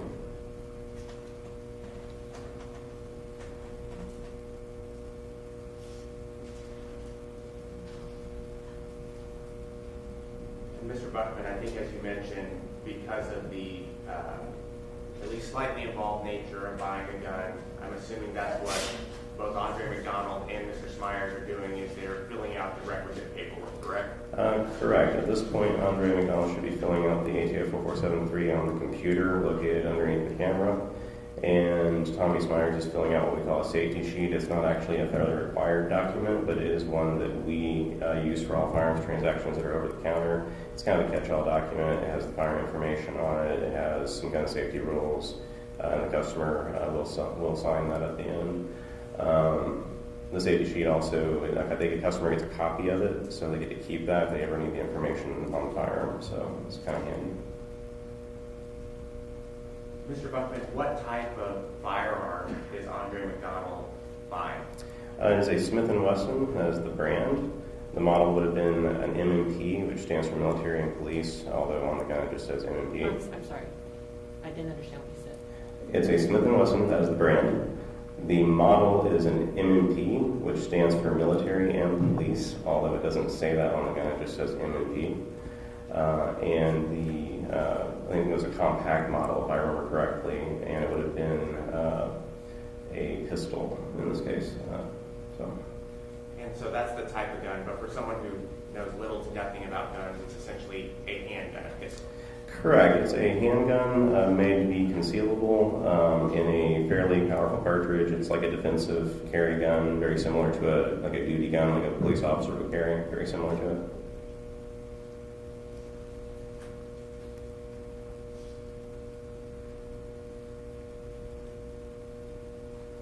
Mr. Buckman, I'm going to kind of go through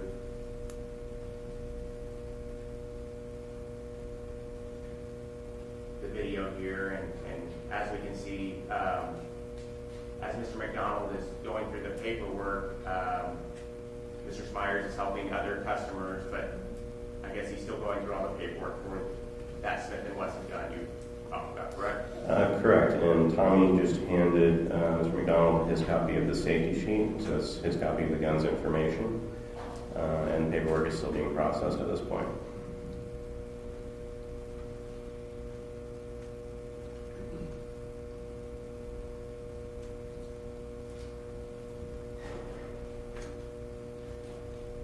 And I believe this process that we first saw Mr. McDonald started at the 31-minute mark of the video, and now we're at the 41-minute mark, and obviously the process is still going on because it takes a little bit of time, correct?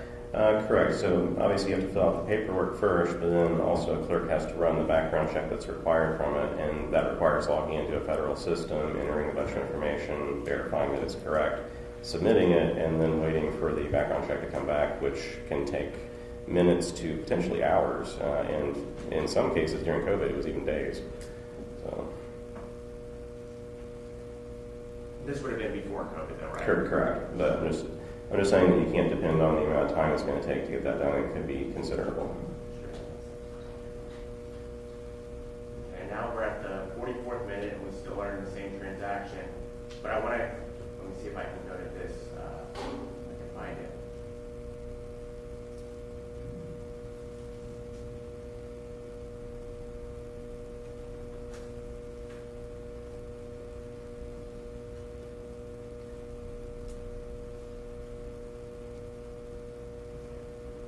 Right now I'm at the 45th, going into the 46th minute, and it appears that Mr. Smyers is handling the pistol. Is this something that a sales associate may do, is show the individual how to use the pistol? Yes, if a customer is unfamiliar with a particular type of firearm, a sales associate may walk them through how it operates, how to disassemble it, how to assemble it, how to safely handle it, basically, and necessary maintenance. He appears to be disassembling it or demonstrating that to Mr. McDonald.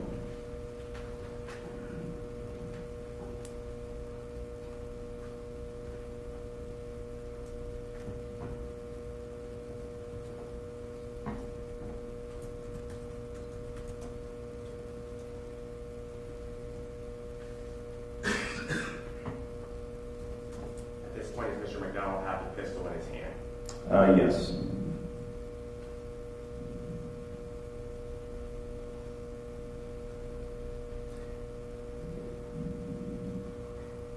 And he inserted a magazine into it, appears to be testing the grip on it. Racking the slide, it looks like. And now letting the slide go forward, I believe. It looks like he's trying to. Yep, there it went. And now he's stretching his hand after letting the slide go forward.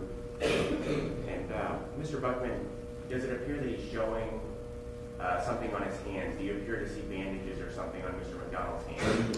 Yeah, there actually do appear to be like band-aids or bandages on his hand, and they're actually visible. Object to lack of personal knowledge. What he's testifying himself, the jurors can see the video themselves. At this point, is Mr. Smyers showing, was the action that we just saw right before that, was that Mr. McDonald pulling back the slide on the gun? Yes, And does that take at least a little bit of strength in your hand? it does. Actually, one of the number one complaints I get from some customers is on pistols of that nature is they can be too difficult to rack the slide. So, particularly with smaller framed customers.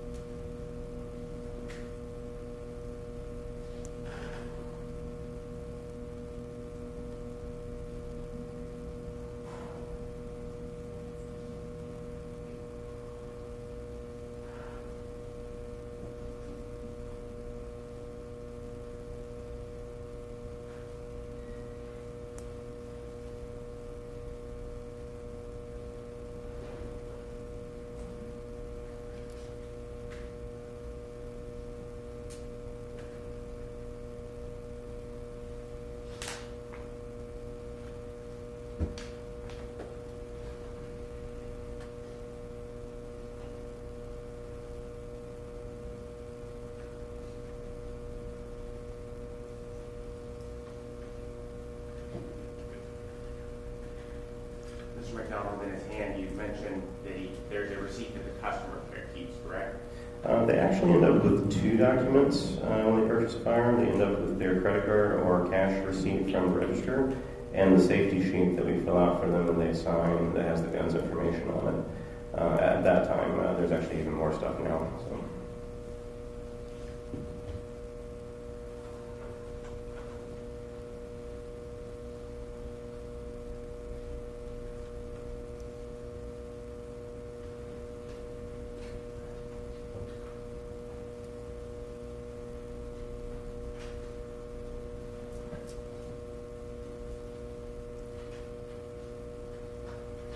Now I'm at minute 51:20 of the video. We're still at this counter.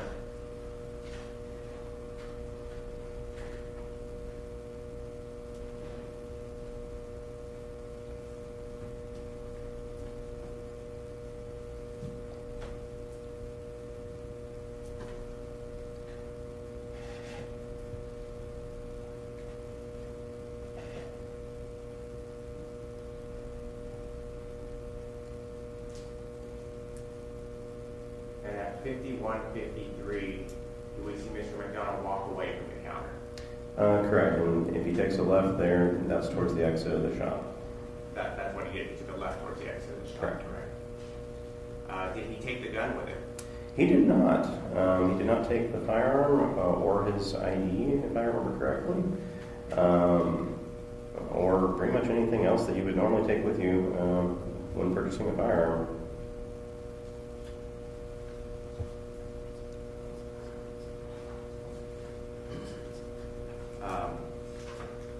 Mr. Buckman, you mentioned that also as part of your job, you do some of the record keeping for the company, correct? Correct. Did law enforcement ask you to pull a copy of the receipt from that particular day involving the purchase involving Mr. McDonald?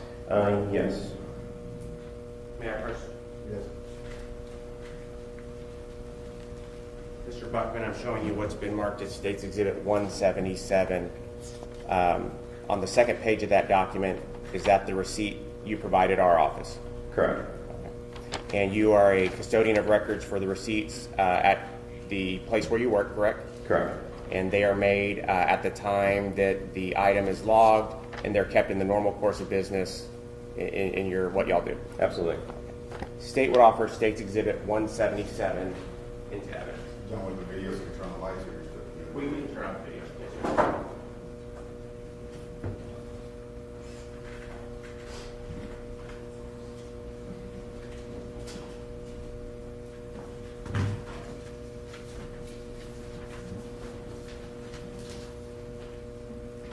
No objections. Okay, it's admitted. You may.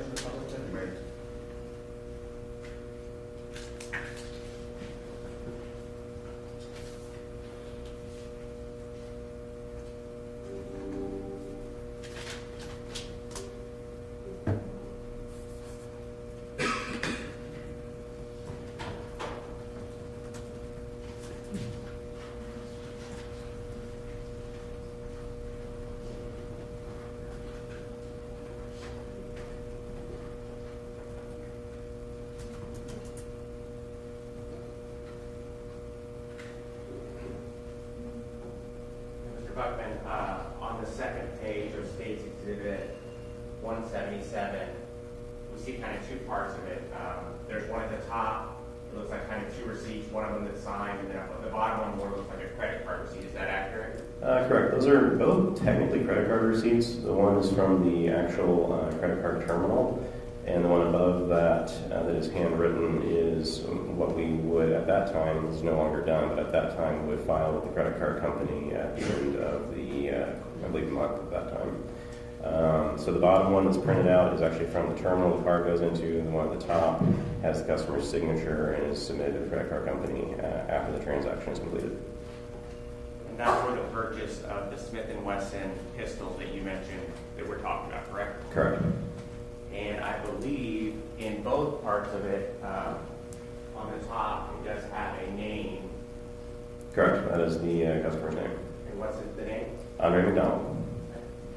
And a little bit further down the bottom of the credit card receipt, do we see a name also there? Yes, it's a little hard for me to see from here, but if I... Yes, Andre McDonald is on that receipt as well.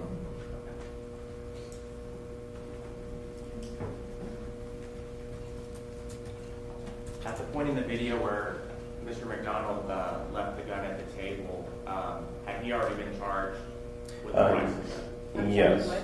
Had he already been charged with the price of the gun? Yes, his credit card had been processed, this receipt generated. The money had gone from him to us at that point. So he had effectively bought the pistol? Yes, it was his property. It's notable that with firearms, you can own a firearm without taking possession of it. There are legal processes to take possession of it and have it in your control. You can technically own a firearm and have it stored somewhere and never be in possession of it. So at this point in the transaction, it's kind of an awkward point where technically he owns the firearm, but has not yet, taken possession of the firearm by leaving our store with it. And Mr. Buckman, how long have you worked at Nagel? At this point, 14 years. It'll be 15 in a few months. In your experience of working at Nagel's, have you ever had anyone purchase a firearm and then leave it at the counter after they purchased?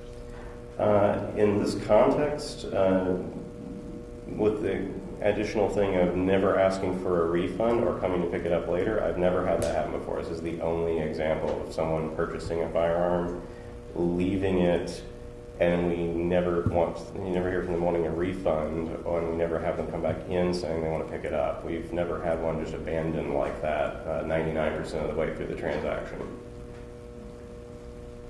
We'll pass the witness, sir. Good morning, Mr. Buckman. Good morning. My condolences on Mr. Smire's passing. I appreciate the condolences. Been there a long time. Yeah, he was a good friend. I have a few questions. You said that you didn't handle the sale portion of this, but you did handle the paperwork and the Correct. background. Correct. Most transactions require a salesperson to interact with the customer and a clerk to file the paperwork and do the background check, all of those things. We find that it's generally best to have those two roles split. If you put all of it into one person, you will have more mistakes and fewer sales. Again, it just came up with you too. Sorry. Do you want me to back up to a particular point? So when we talk about the background check, that's a background check required by federal law, correct? Correct. For most transactions involving firearms to a customer, background check is required. There are some exceptions, but they're pretty rare. And the way it goes down is that the customer, provides you with their information, both identifying information, and they are asked to answer questions representing to you certain conditions about themselves. Right. Representing to us and also to the federal government via the ATF, yes.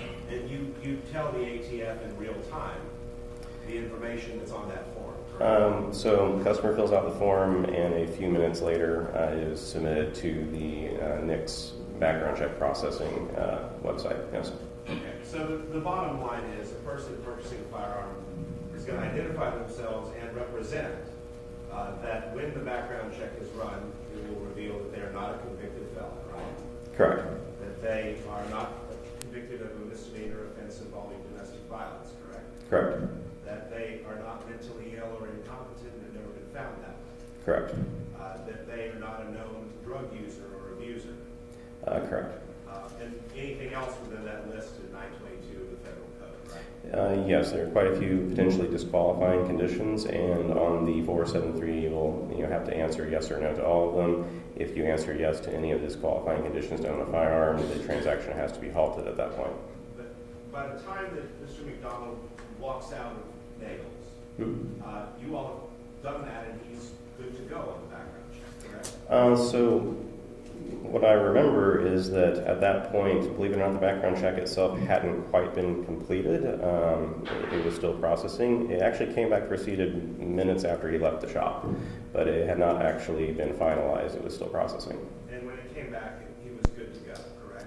At that time, yes. He would have been able to walk out with that firearm. Yes. Okay. And in addition to walking out without the gun, he also walked out without a couple of boxes of ammunition, correct? Correct. I believe also the safety sheet, and I believe he may have left his driver's license. I'd have to double check my notes on that. I don't remember specifically, but I believe he did. Pass the witness. Nothing further from the statement. Thank you, excuse. Thank you. We're going to take a 10-minute break, and then we'll come back. All rise for jury, please.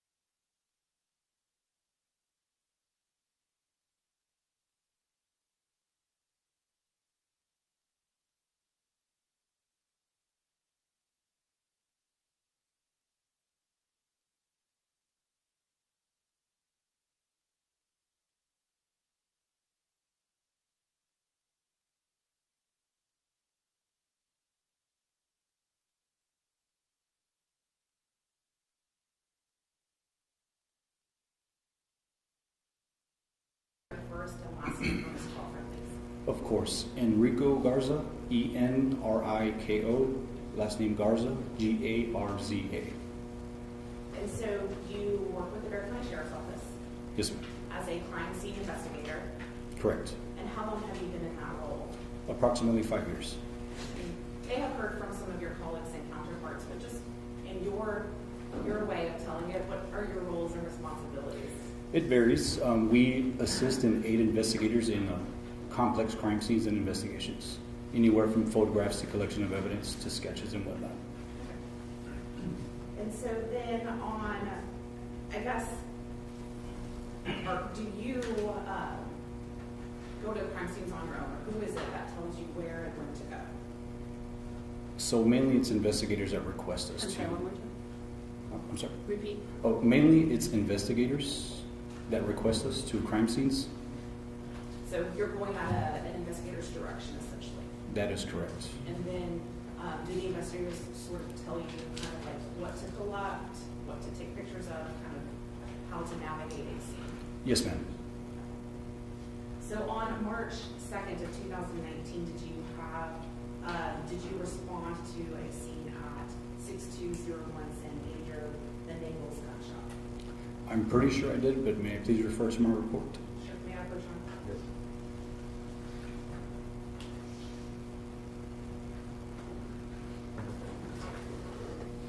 You can use this to refresh your memory, just don't read from it, please.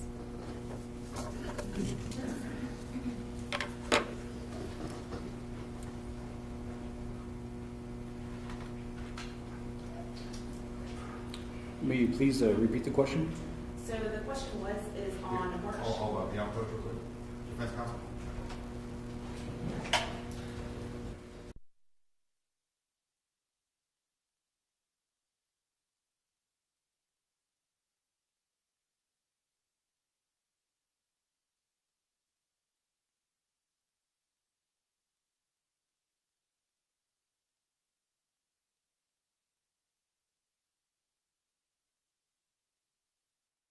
I think my question is on March the 2nd, did you respond to a scene at the direction of your supervisor to a 6201 San Pedro and Naples gun shop? That is correct. And so did you perform your duties? Did you take some photographs and collect some items of evidence? Yes, ma'am, I did. May I correct you? Yes.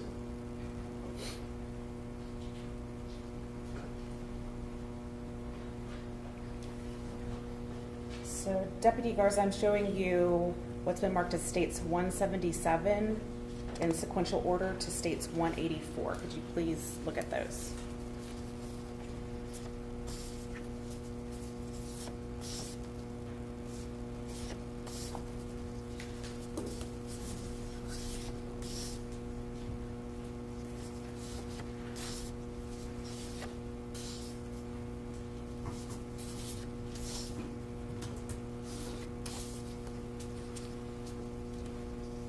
And then do states 177 through states 184, do they truly and accurately represent the photographs that you took inside Naples on March the 2nd? Yes, ma'am, they do.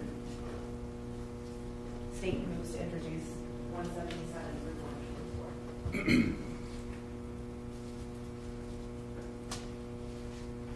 Lauren, I had 177 as the Naples receipt. Oh. Sorry.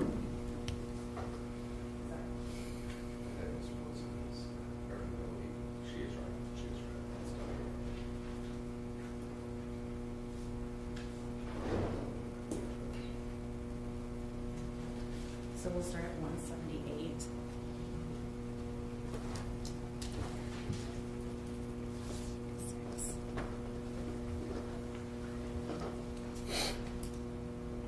No objection. Very good. So for the record, Your Honor and Monica, I'm changing 177 to 187. 177, 187? Correct. To 187? Correct. All right.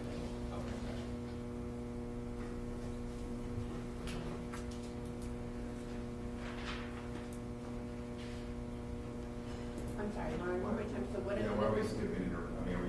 Because I had already made some other So stuff. Oh, yeah, they broke the order, okay. So you're gonna have in sequential order 178 to 184, and then you're gonna skip to 187.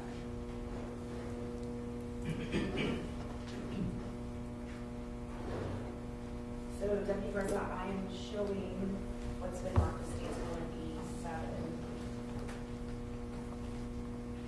Are these items that you took pictures of in the Naples gun store? Yes, ma'am.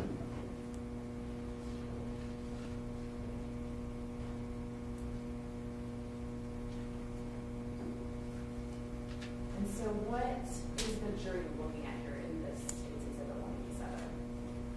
So right now, what you guys are looking at is basically a box of an M&P handgun, 2 boxes of ammunition, a Texas driver's license, and what appears to be a sales receipt or a gun receipt.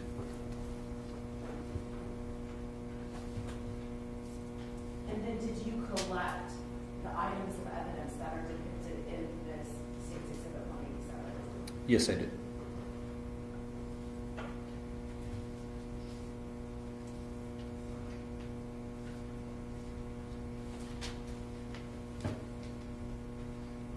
So showing you states 178, what can the jury see in state's exhibit 178? That is a handgun with a magazine inserted. And then did you collect that? Yes, I did.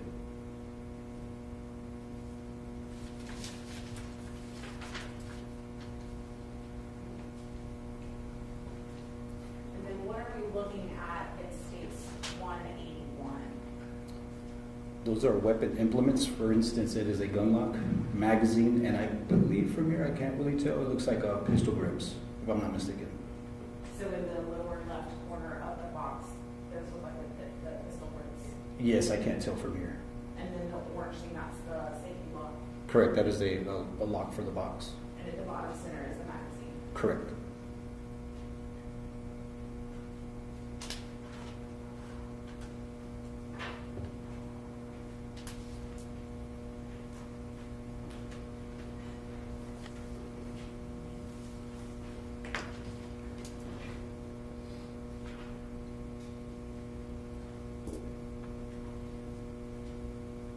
Okay, and so you said that you collected some items of evidence.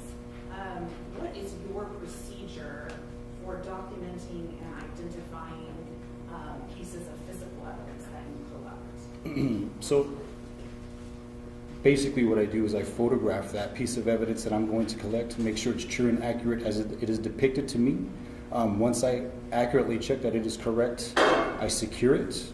I transport it back to our property room where I package it, and I place red integrity tape as I secure it in its box and put my initials on it.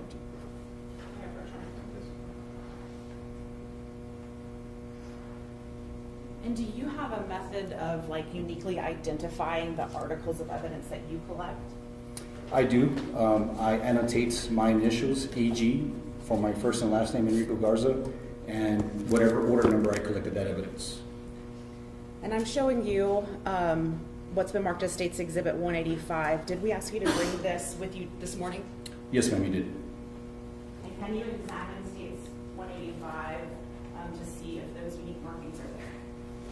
It is my initials to include the sequential order of evidence collected. EGE1 is mine.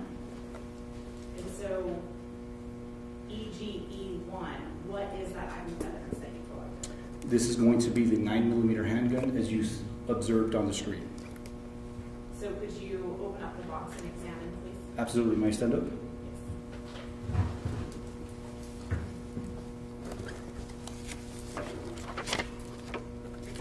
So this is the box. Oh, before showing the jury, I just want you to ensure what's inside the Oh, box is I'm what sorry. you collected. Sorry. Yes, ma'am. Yes. And so the judge brings up a good point. Did you go through any procedures this morning before bringing this item of evidence downtown? Yes, ma'am, I did. With yourself, we made sure it was my evidence as well, and we made sure that the weapon was safe and clear for the safety of the jury and the courtroom. And what's your process of doing that? I make sure that it's still sealed. I utilized scissors to open the box. I checked and racked the slide to make sure it was safe. Ejected the magazine. Myself and courtroom deputies ensured that there was no bullet or projectile in the handgun. Or may I approach? Yes. State moves to admit 185.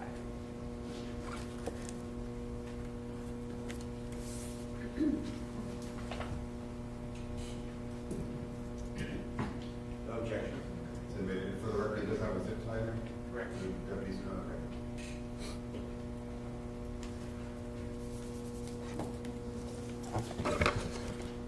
May be published for the jury order. Yes. So Deputy Garza, will you please pull out the handgun and show the jury what you recovered at the Naval Defense School? Yes, ma'am.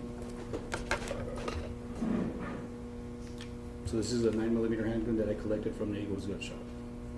And then could you kind of explain for them the safety measures that you took with regard to the zip tie? So basically what I did was obviously through my training experience, I racked the slide back, put it in the lock mechanism, made sure it was safe. I visually inspected and physically inspected that there was no bullet inside. Once myself and my partner on this side were satisfied with it being safe, we inserted a zip tie to make sure that the slide will not rack forward. Thank you.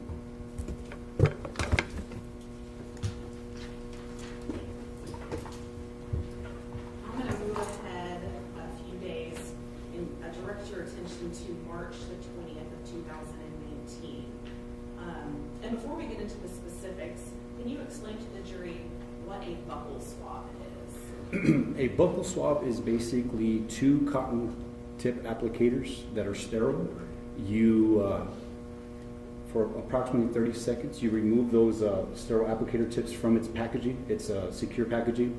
And you're going to swipe the left side interior cheek for approximately 30 seconds, secure it in a ventilated box, and as well with the right inside cheek for approximately 30 seconds to get a DNA sample. Okay.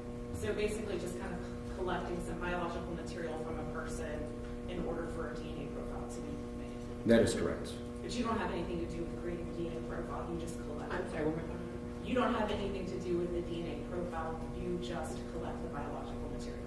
No, ma'am, I just basically collect it. And so did you do that in this case with regard to a Mr. Paul Anderson? May I refer to my report, please? Oh, yes. Yeah, we're trying. Yes.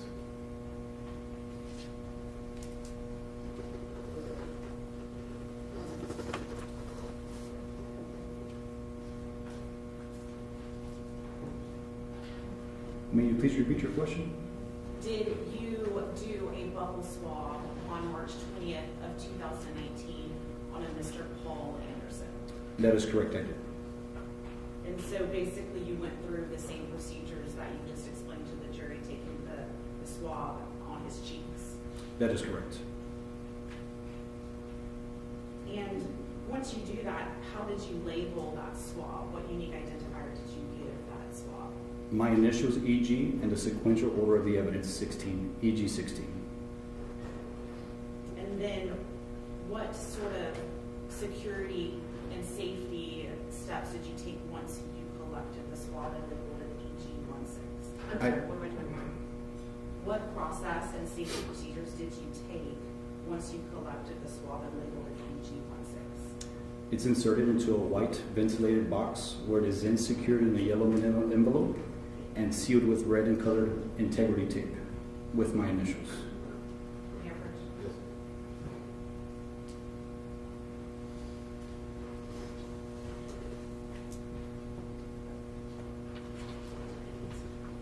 So Deputy Garza, I'm showing you what's been previously marked as State's Exhibit 186. Do you recognize that?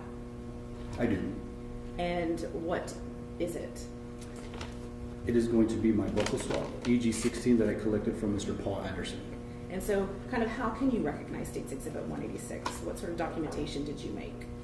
I placed my initials with the sequential order of the evidence, EGE 16, as well as my initials and badge number in the back. And would you mind just opening up and confirming that the swab is in fact your EG16? Yes, ma'am.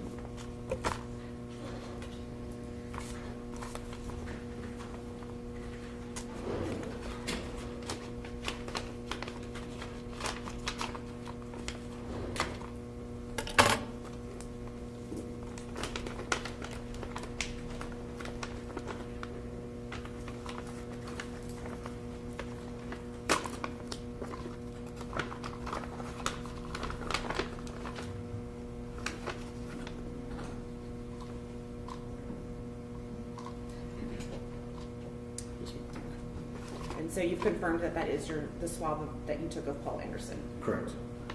And so once you're done and you've sealed it up and secured it, where does it stay? Where do you place the item? I submitted as evidence into the Bexar County Sheriff's Office property room located at 127 North Canal. And is that a secure facility? Yes, ma'am, it is. And what sort of process and procedures did you have to go to even remove that item from evidence today? Today I had to go with the property room clerk, request it. They had to check it out to me, sign it out for court purposes, and I had to sign documentation for it.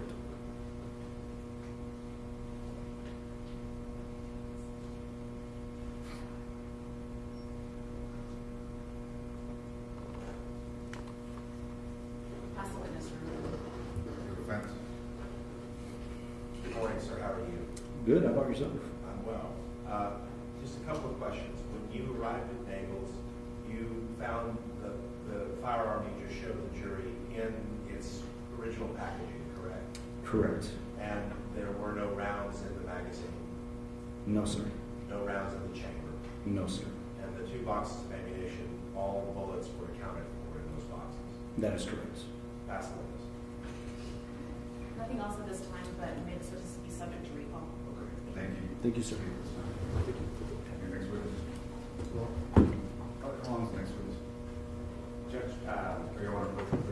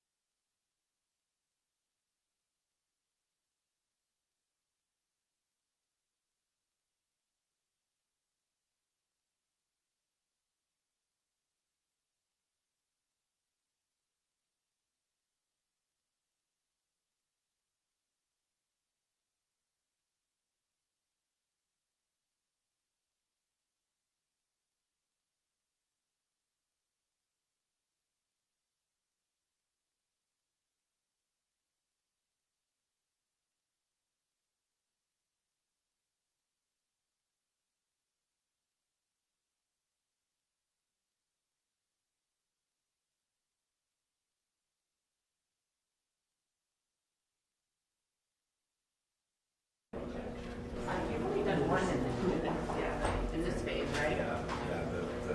that's regional or ID. Yeah, I meant to ask.